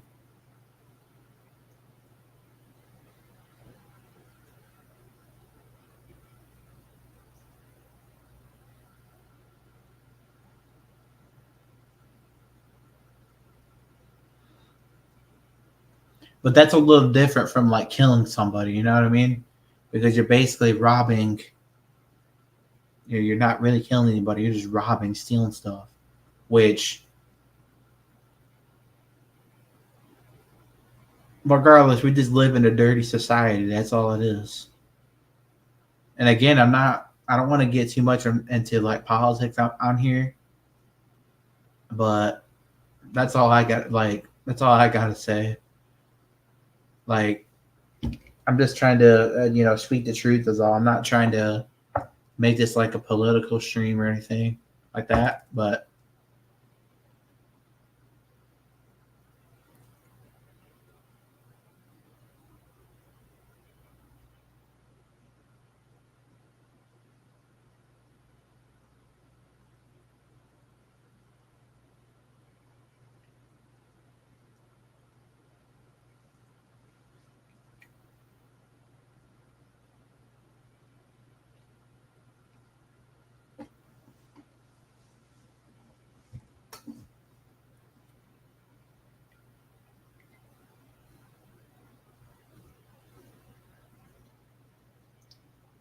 but yeah, like half of these movies, you know, half of these movies are, you know, a lot of them are based on true stories. Like Texas Chainsaw Massacre was based on Ed Gein. Um, I think the Scream films are based on this guy named I think his name was the Gainesville Ripper. I believe his name was.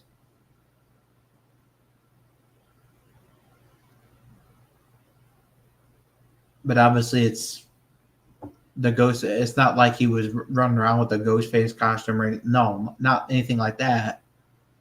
It was just somebody that was, I guess the Scream movies are inspired by that.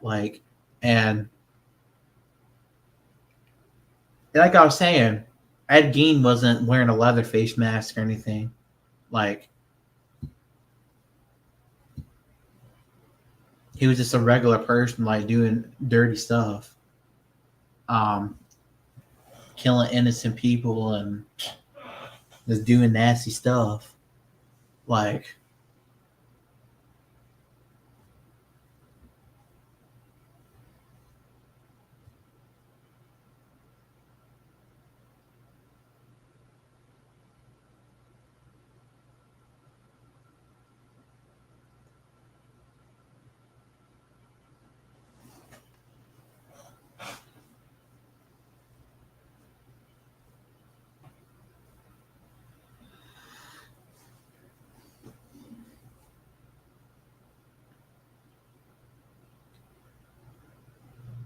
but yes, the Scream movies.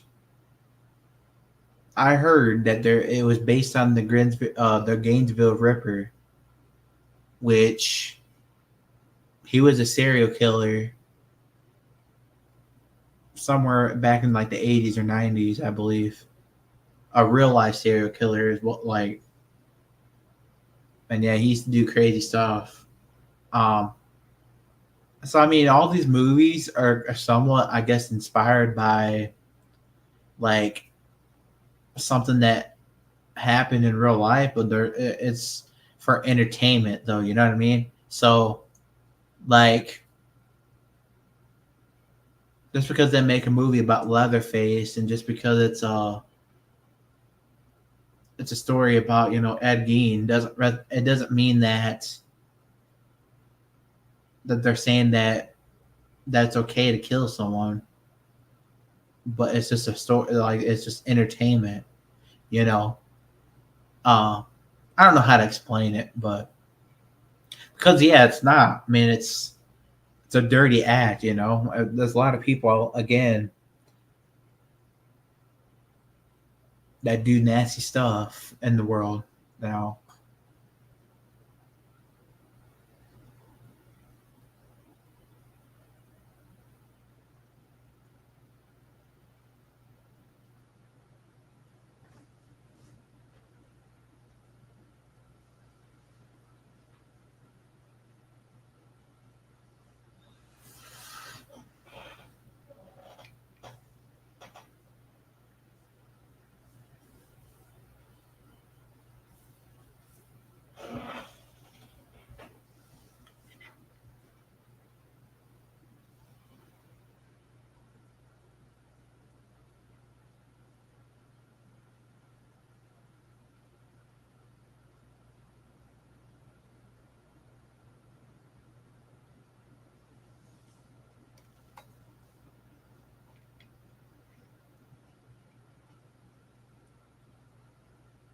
I mean, somebody like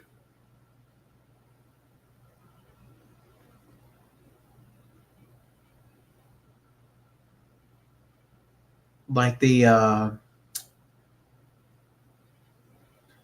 I only know the Scream movies, and then obviously the Texas Chainsaw movies were inspired by a real life, and then obviously Jeepers Creepers as well, which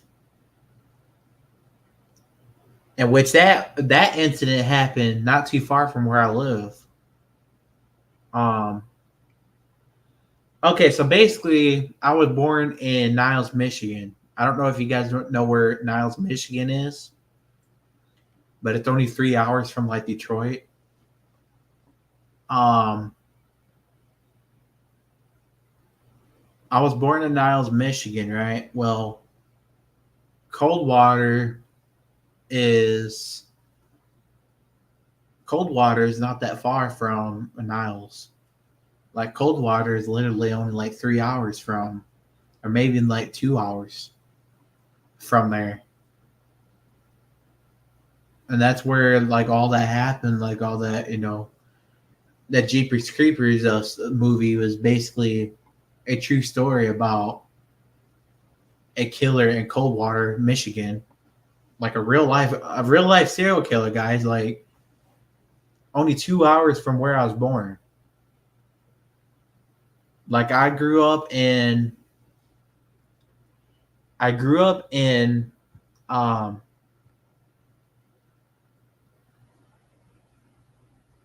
I grew up so I was born in Michigan, right? I was born in Michigan, but then I kind of grew up in like an Indiana area. So, but I was born in Michigan. Um, but yeah, so yeah, Coldwater, Michigan's only like 2 hours. Like it's not even that far, and to hear about a serial killer, a real life serial killer, that lived there, that's crazy, you know.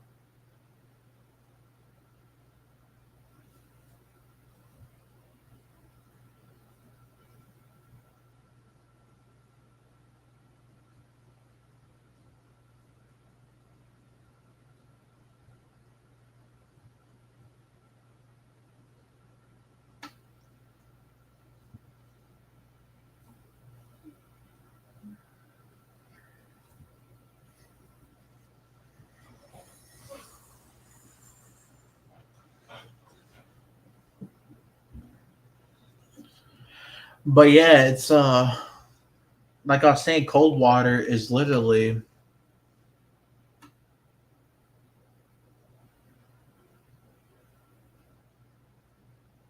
2 hours. Like, you know, there was a lot of bad stuff that happened there with the real life serial killer. It was crazy, you know. Um, and obviously, no, like the serial killer, it's not like he had like wings or anything like that. Like, that's just unrealistic. Nobody in this world is ever gonna have wings. But the story was based on, I don't know the guy's name or anything like that, but it was based on that. And that's, I think the Jeepers Creepers films were actually filmed in Coldwater, um, and Coldwater, Michigan. I think the first one was, if I'm not mistaken. I think most of them were. I know the first one I think was, maybe, because that's where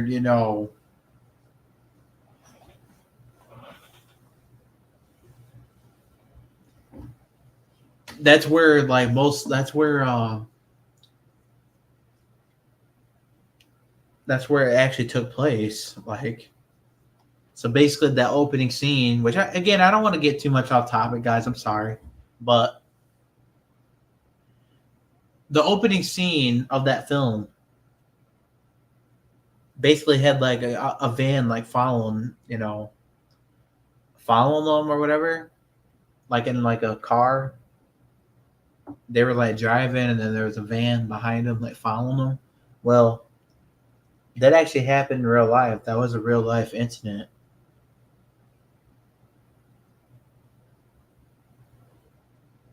And that happened in, like I was saying, Coldwater. And I don't know where necessarily, like where, like what year it happens, but it happened around that time, like somewhere around that time. Somewhere it had to have happened in the 90s or the early 2000s. I mean, but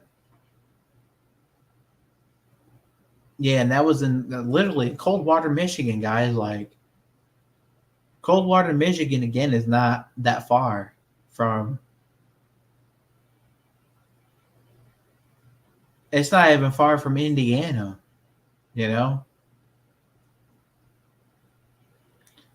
So I mean, that's why you always gotta be like cautious. You know, there's a lot of people that you can't trust out there. You know, a lot of crazy people. Like there's crazy people everywhere. So, um, but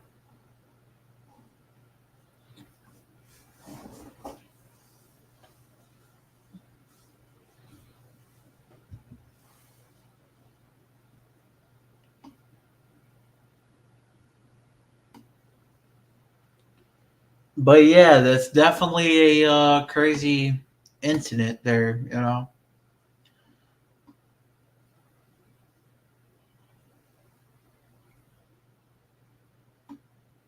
and then obviously Texas. Texas is like the whole Ed Gein thing happened in Texas. Like I don't know what part of Texas, but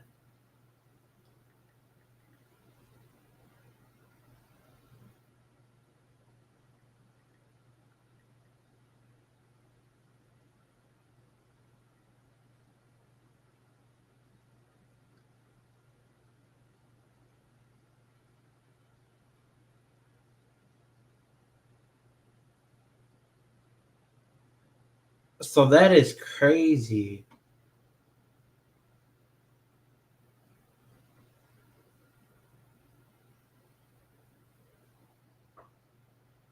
Oh no, so it actually happened in Wisconsin. Okay, so the Ed Gein incident happened in Wisconsin, right? Um, but the movie obviously they had obviously it was in Texas because it's obviously they created that part of it. But the real life, obviously, the Ed Gein, the whole that thing that all happened in Wisconsin. Um,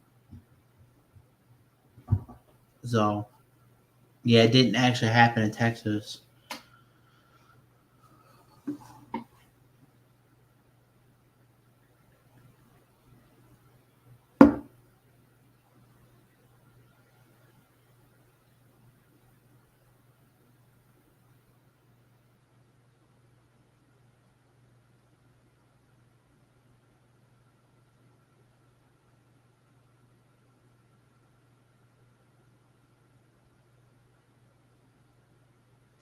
Yeah, so Ed Gein, yeah, lived in Plainfield, Wisconsin.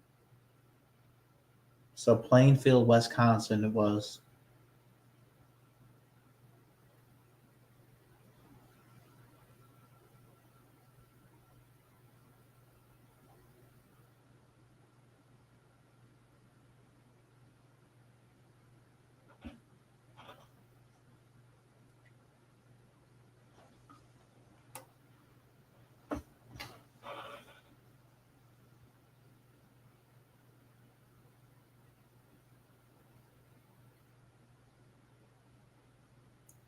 Man, forget all that, man. I would never go there.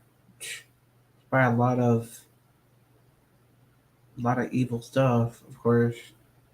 With all the stuff that he did there. Forget all that. But so yeah, so obviously the Texas Chainsaw Massacre part was just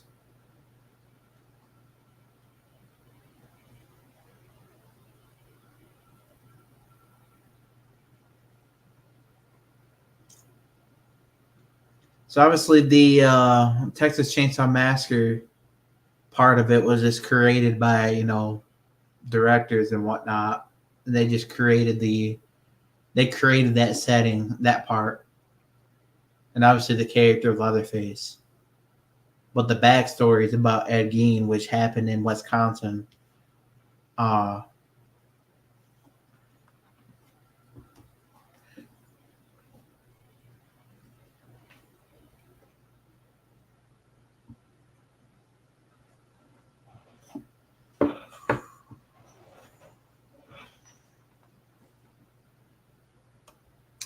how's it going, Perry? How you doing, man? We're just talking about some Texas Chainsaw Massacre, of course. Doing something a little different. This is a horror channel, so we talk about all horror, in general. But on this stream in particular, we're talking about Texas Chainsaw. So,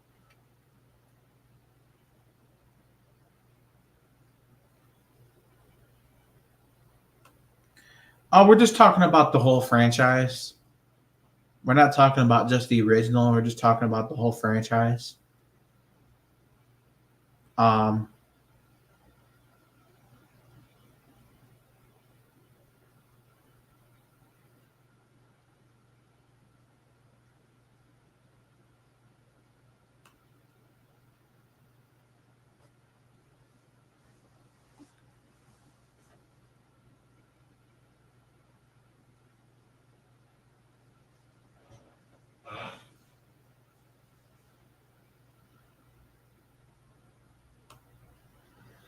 which do you prefer?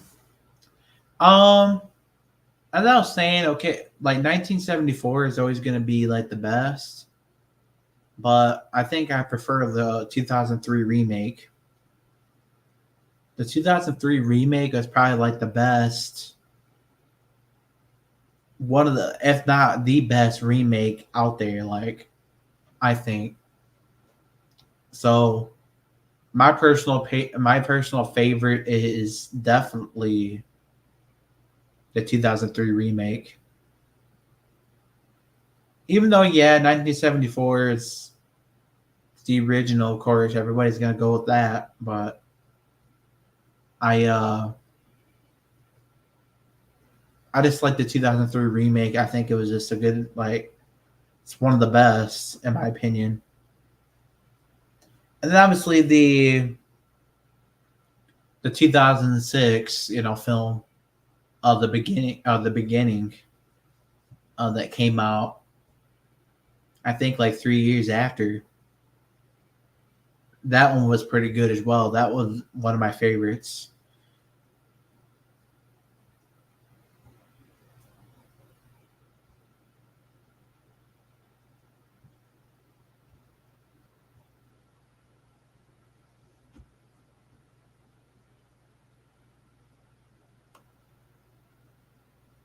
2003 Leatherface is terrifying. Oh, absolutely. Yeah, it's terrifying. Um, and just the look of Leatherface in that movie too. You know, it's a definitely terrifying look. To be chased around by anybody with a chainsaw, that's a terrifying. Um, but yeah, it's definitely one of the best, if not the best remakes, as I was saying, out there. I mean, there's a lot of good remakes, besides that, just that film alone. Like, as I was saying, I was talking about the Friday the 13th remake as well, like how I like that movie as well. Like, but the remakes that I don't like is the ones where they basically cast like the same old, or let me rephrase it. Basically, meaning that so they basically um rehash the same scenes like from the original where they like copy, like basically like copy and paste, like. And I don't really like that personally because we already seen that before, you know. Like with Rob Zombie's Halloween, I felt like he was doing that a lot, and I don't know. I just don't like when people do that personally, but that's just me. Um, because again, the originals, 1978 Halloween 1978 was, classic. There was really no reason to remake that film, like in my opinion. I mean, a lot of people, of course, yeah, they want to see, new kills and all that. Well, they want to see graphic kills, which, with new technology that we have now. But, which I guess, I mean, the first, I would say, like, Rob Zombie's Halloween, the first one was good. But it was like the second one where he, like, just went overboard. Like, but I don't know. I just don't like it when they rehash the same scene, like the same scenes from like the original movies. I don't like that because it's basically like a rehash. And on top of that, too, you're basically just adding the same characters, but new actors. New actors basically are playing the original characters, which is kind of stupid in my eyes. It's kind of like a role reversal, which I don't really, I don't really care for that personally, but.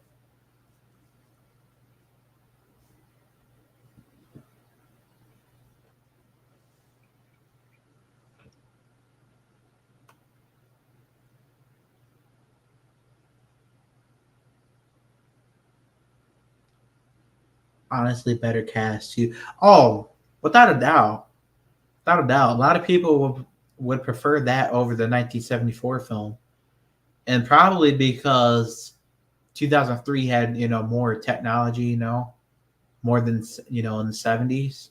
So of course, like the blood and like the gore is gonna look a little better, you know. So of course, and I understand that, like why people would prefer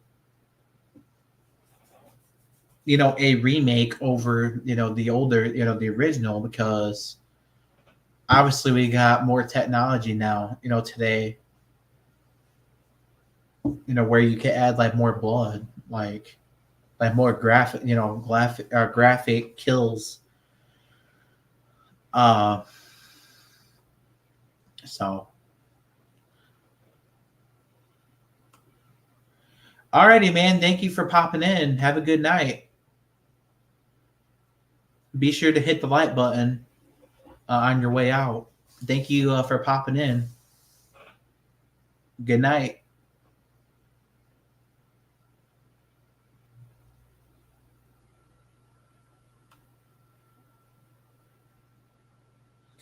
Thanks, man. I appreciate that. Yeah, I'm gonna keep on grinding. That's the goal, man. Just keep on grinding. I have been a little busy. That's why I have kind of disappeared for a while there, for that period of time, because I was a little busy. But you know, I guess that's just a part of life sometimes, right? You just get a little busy, and but yeah, I'm gonna definitely be keep on going for sure.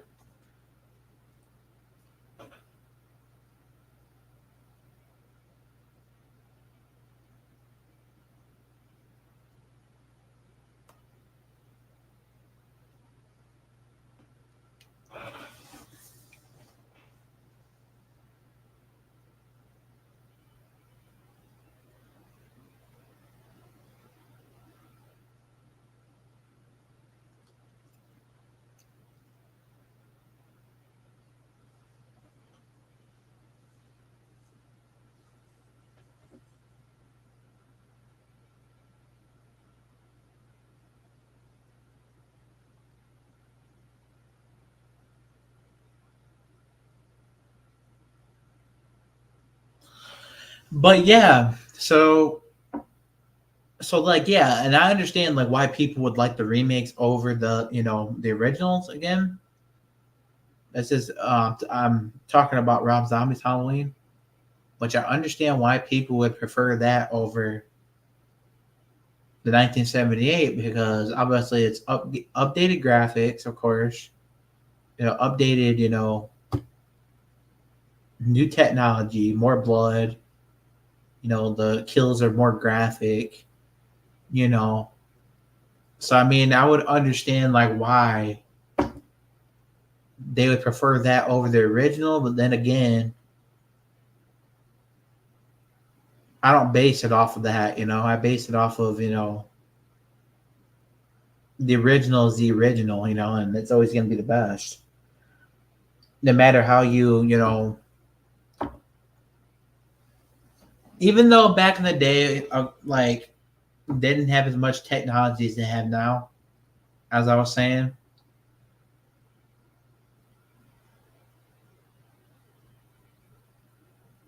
So that's probably why a lot of people why like Rob Zombie has a lot of fans, which nothing against him or anything, but I don't think that Halloween was his. I don't think that fit him. You know, that's just my opinion because I feel like if I feel like his type of film is more like Friday the 13th, um, Texas Chainsaw Massacre, even. I think Texas Chainsaw Massacre is I think like his style of film, because it's like more like brutal, especially Friday the 13th, like just the way that Jason like kills people, that's more of his style, you know, um, and obviously the chainsaw too, the Leatherface, I mean that's just my opinion on that, and I don't think that him making Halloween was a great fit personally, but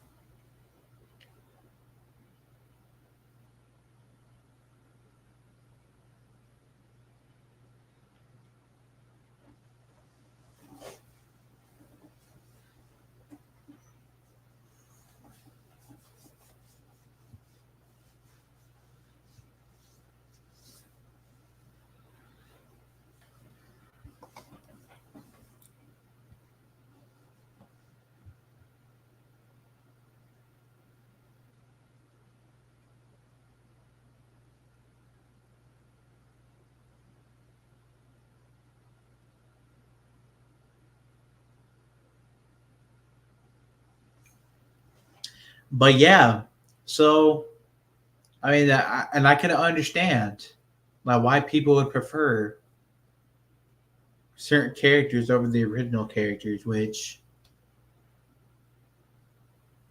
I'm talking about, like the Donald Pleasance character, right? In the originals. Well, it's kind of stupid of people to say that they prefer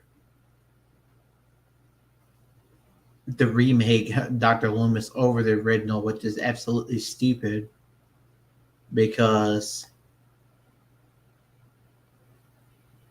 again, Donald Pleasance, was Dr. Loomis, you know what I'm saying? So it's kind of like I don't understand like why people have their own opinion at the end of the day. Of course, people could like what they like, but I'm not gonna sit here and put him over Donald Pleasance. Like, I mean, that dude is literally he's literally rehashing what Donald Pleasance, he was rehashing. It's basically a rehash, of 1978, which was, and just the actor that was playing him too was just, I don't know, just annoying. I don't know what to call him, and he was a dickhead too in that movie. they made him look like a dickhead, which so but remakes out there, there's good remakes out there, as I was saying. Like 2000, this Texas Chainsaw Massacre 2003 remake, that was the best. You know, um,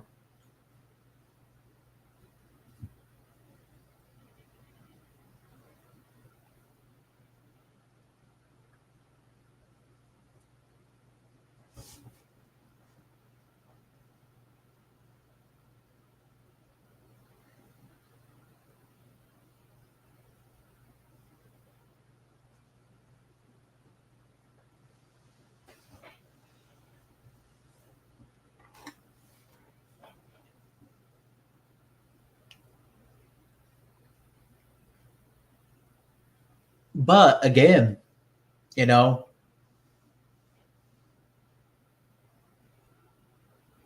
everybody likes what they like at the end of the day, right? So, man, it's not gonna sit there and bash somebody for what they like.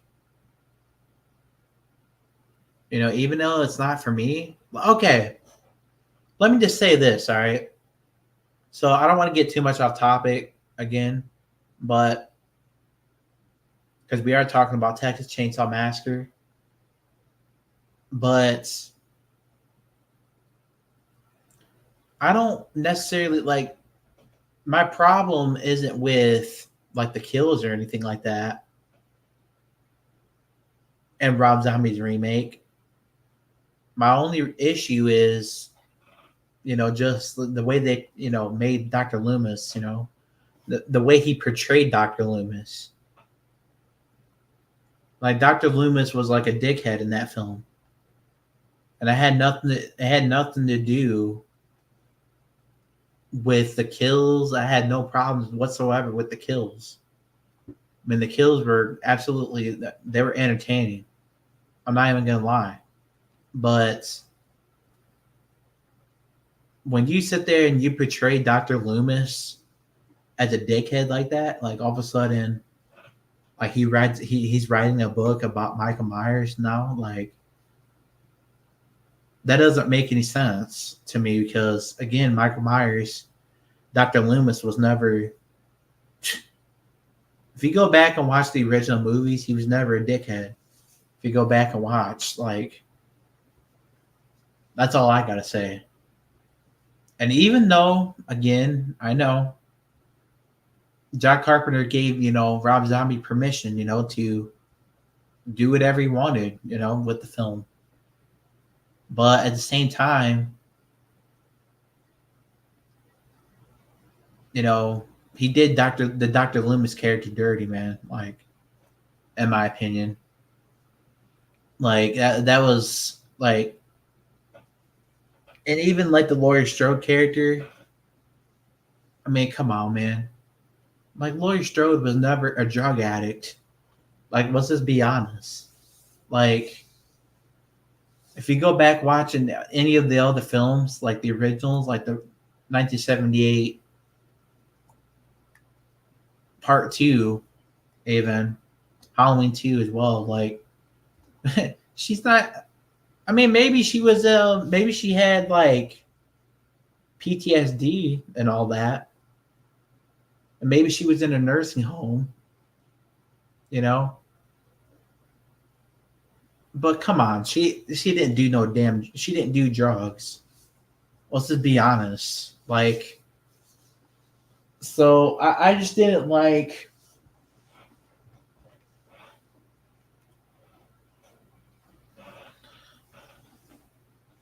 I just didn't really like the way they portrayed, the character, of both Laurie Strode and Dr. Loomis.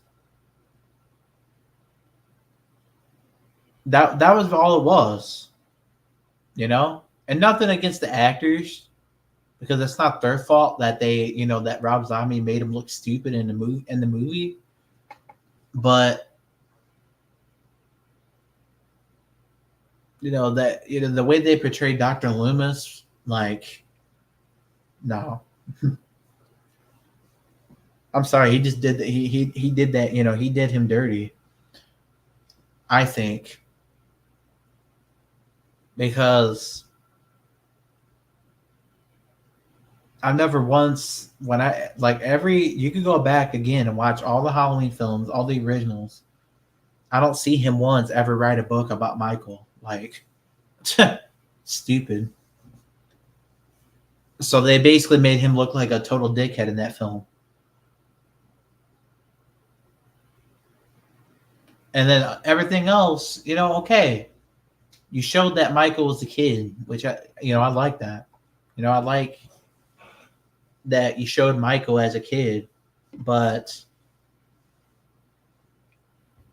which that was pretty cool. I would say that was probably like the only like best part about it. Like, but other than that, just it's just the way that they made Dr. Loomis look, the way they looked, made Laurie Strode like they made her into like a drug addict for some odd reason. Like it was just weird because I don't remember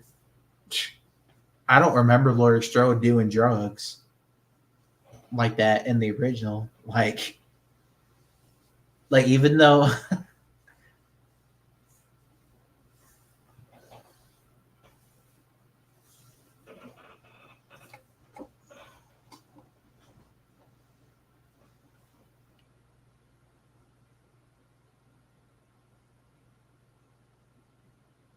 so those are my main issues with it. It has nothing to do with the kills or anything like that. You know, it has nothing to do with that. Like my only problem is with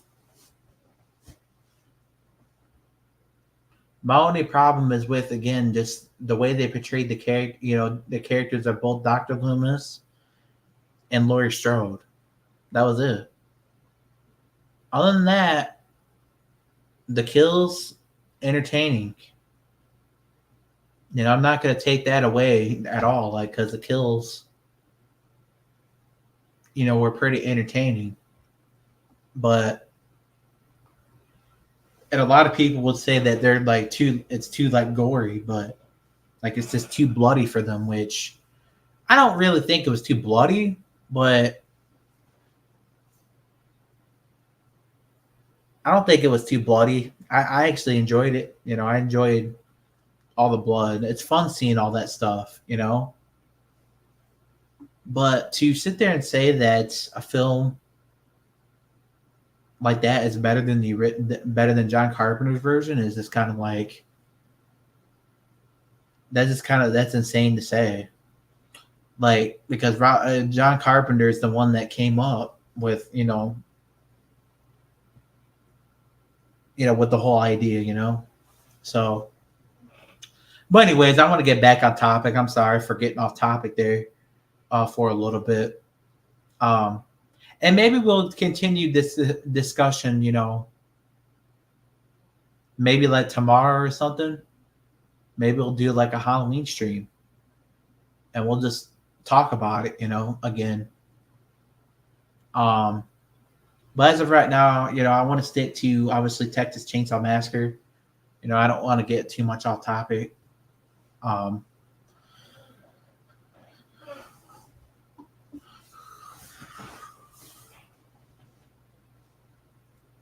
but yeah, man, there's a lot of great remakes out there, and I think Texas Chainsaw Massacre 2003 is definitely one of the.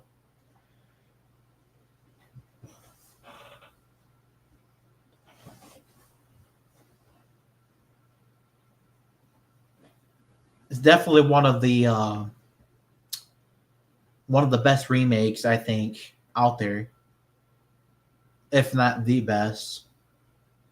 Because again, it's not like they rehashed the same characters or that they were trying to copy or they just made a certain character look like a dumbass,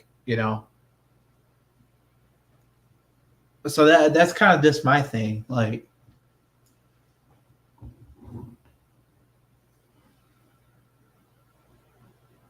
But yeah, I mean, overall overall, it's a great franchise. Texas Chainsaw Massacre is a great franchise. I really really enjoyed it. Maybe there's some films that I don't like, of course, um, but I definitely do enjoy it like as a franchise, even though it did go downhill a lot, especially after the 3D film. It kind of went like downhill like a lot. It started just, I don't know, they just weren't as good like after that. Uh, the 2017 film again, just not really to me that great, and the 2022 film isn't all that great either, in my opinion. I just don't really, and it's mostly because just the way it's just the way that Leatherface looks in that film. You know, like he just doesn't look like Leatherface. It looks more like a pig mask, which looks absolutely stupid, in my opinion. Um, and they should have just kept the same mask from like 3D. That mask from 3D, I think, is probably like the best mask, like hands down. And also the 2003 remake, that mask is the best, in my opinion. Like, but when Texas Chainsaw Massacre 2022 came out, I don't know what the hell they did with that mask, but man, that mask absolutely looks. It looks like it doesn't look like Leatherface to me. Like, so I that's my only problem with it. The same with these other movies. Like it's kind of like changing Michael Myers' look. It's like changing the look of the Ghostface character. It's like changing the look of Jason. To me, and you would think that they would have kept, like the same look, with Leatherface, but they decided to for some reason change it, like, which again, I don't really agree with that because Leatherface is Leatherface, and he only has, in my eyes, only one look, so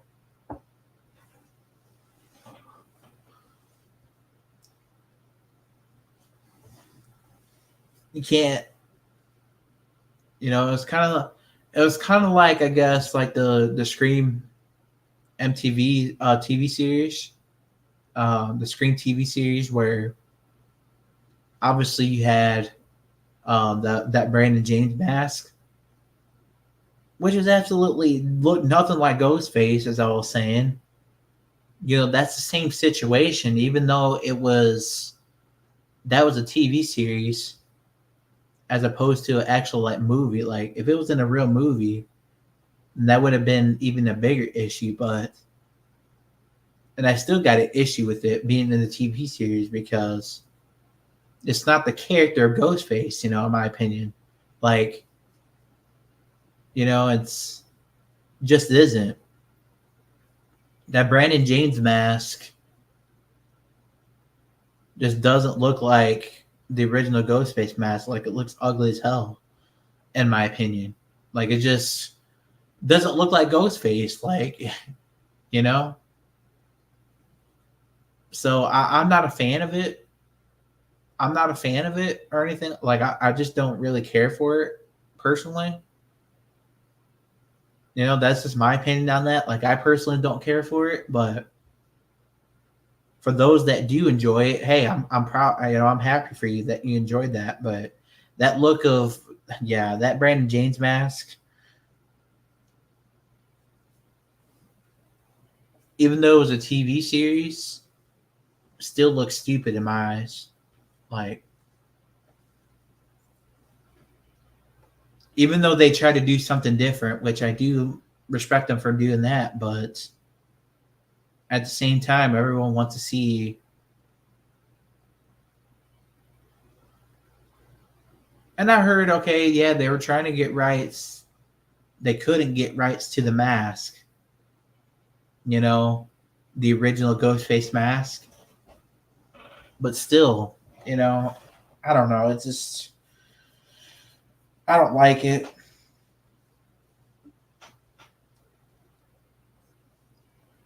Um, so it's kind of like the same thing, you know, with the Leatherface 2020 Texas Chainsaw 2022.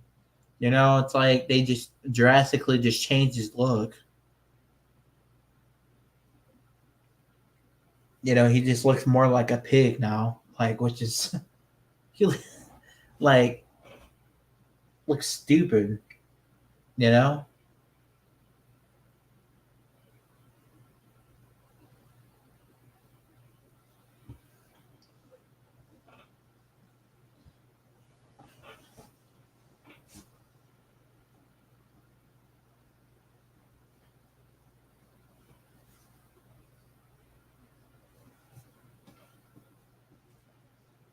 so like when you make an icon, that icon needs to have the same look. You know, and that's kind of my opinion. You know,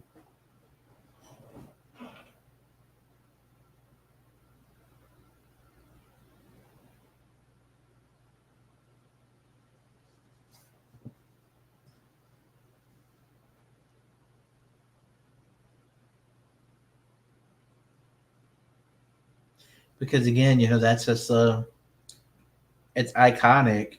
You know, Leatherface has had that look.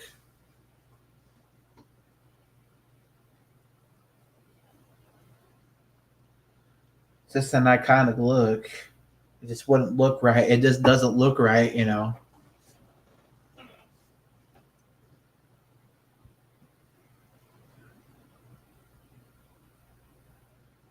And again, okay, like with Jason, right? The Friday the 13th films. Like you could say that okay, well they changed Jason's look in Jason X. They did. But the difference is that it was a different like that it was Jason, you know, like he was like I don't know what it like what like I don't know how to explain it, but that's a little different in my eyes. That's a little different because he was obviously, you know, in space. So, and yeah, although the mask looked different, you know, the whole like his, even though the mask looked different, the look he looked different. I still think it was little. It was kind of like I really didn't, you know, I didn't really have a problem with that because again, he was in space. You know, it was a different setting. Now, if they changed his look in a regular Friday the 13th, where he wasn't in space, he was just in you know Crystal Lake or something. Well, then I would have a problem with that. But if he's somewhere else, like in space or like, especially in space, that you know, hey, I mean, I don't mind that. Like,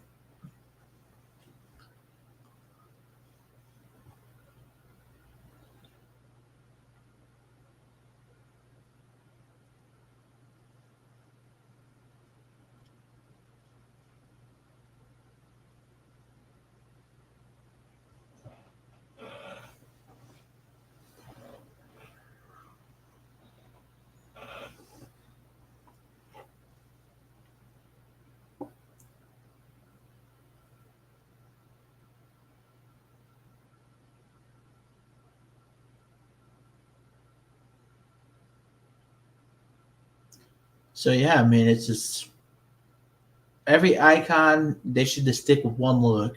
You know, there's no reason why you should be changing their looks, in my opinion.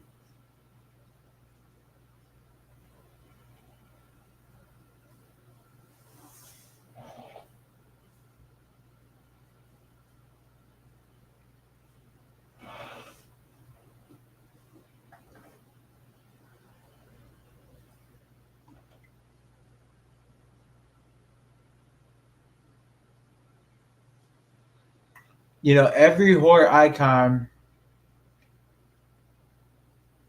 needs to have the same look.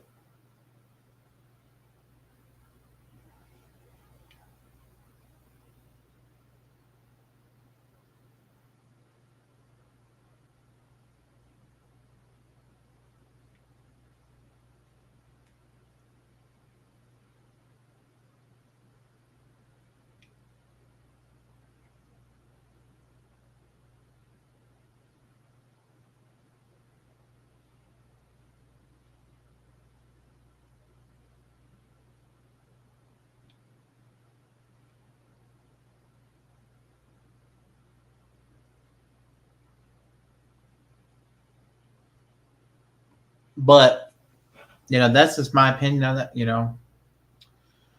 But yeah, other than that, man,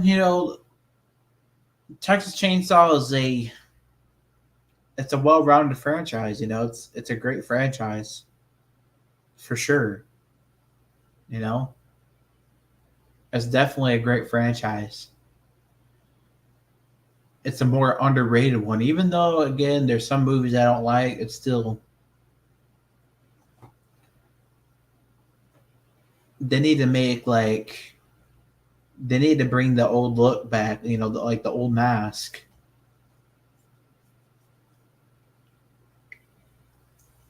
Because I feel like the 2022 film again, just I don't know, man. That look just looks. I mean, he's got long hair. He looks like a pig. Like what? Like that's not Leatherface. Come on, man.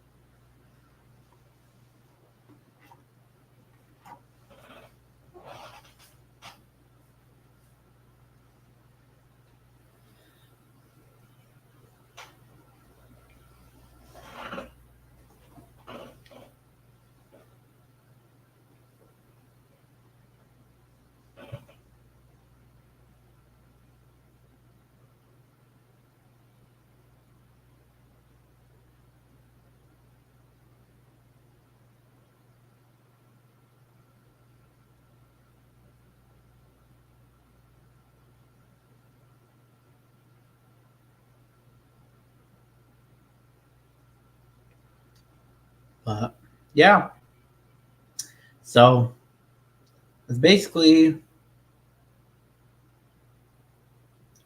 all I had to say. It's just like,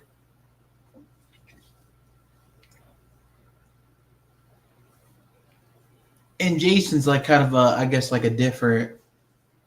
That was a little different, because he went to space.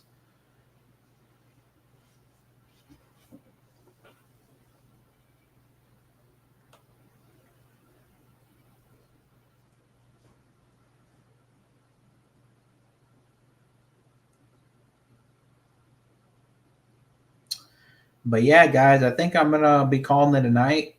Uh, I appreciate you, those of you that popped in. Obviously, Scott Walker and Perry.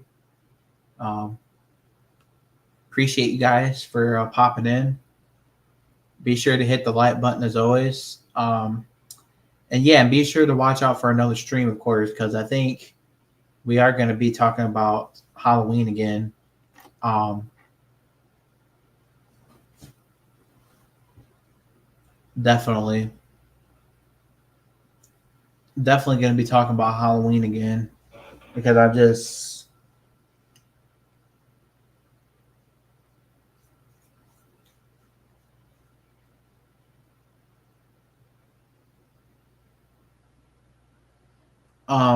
but yeah, so I think we're gonna be talking about Halloween probably in a couple days. I don't know what day I plan on doing it, but I am gonna schedule it so that you guys know like ahead of time. But I am gonna do a Halloween stream as well.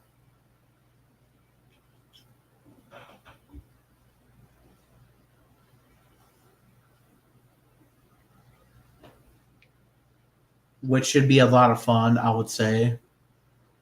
You know, it's always fun to talk about, you know, horror movies, you know. But it's always fun to just talk about just like one.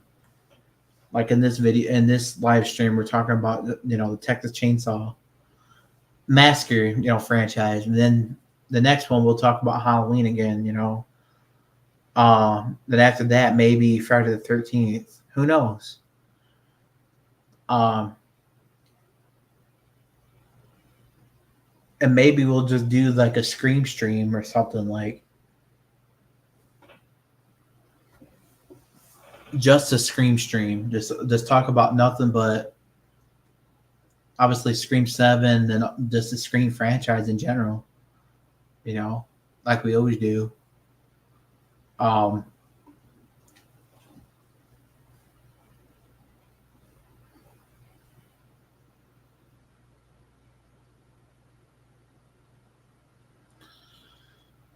but yeah, guys, I think I'm gonna call it a night. Be sure again, hit the like button, hit the subscribe button as always, and until next time, y'all.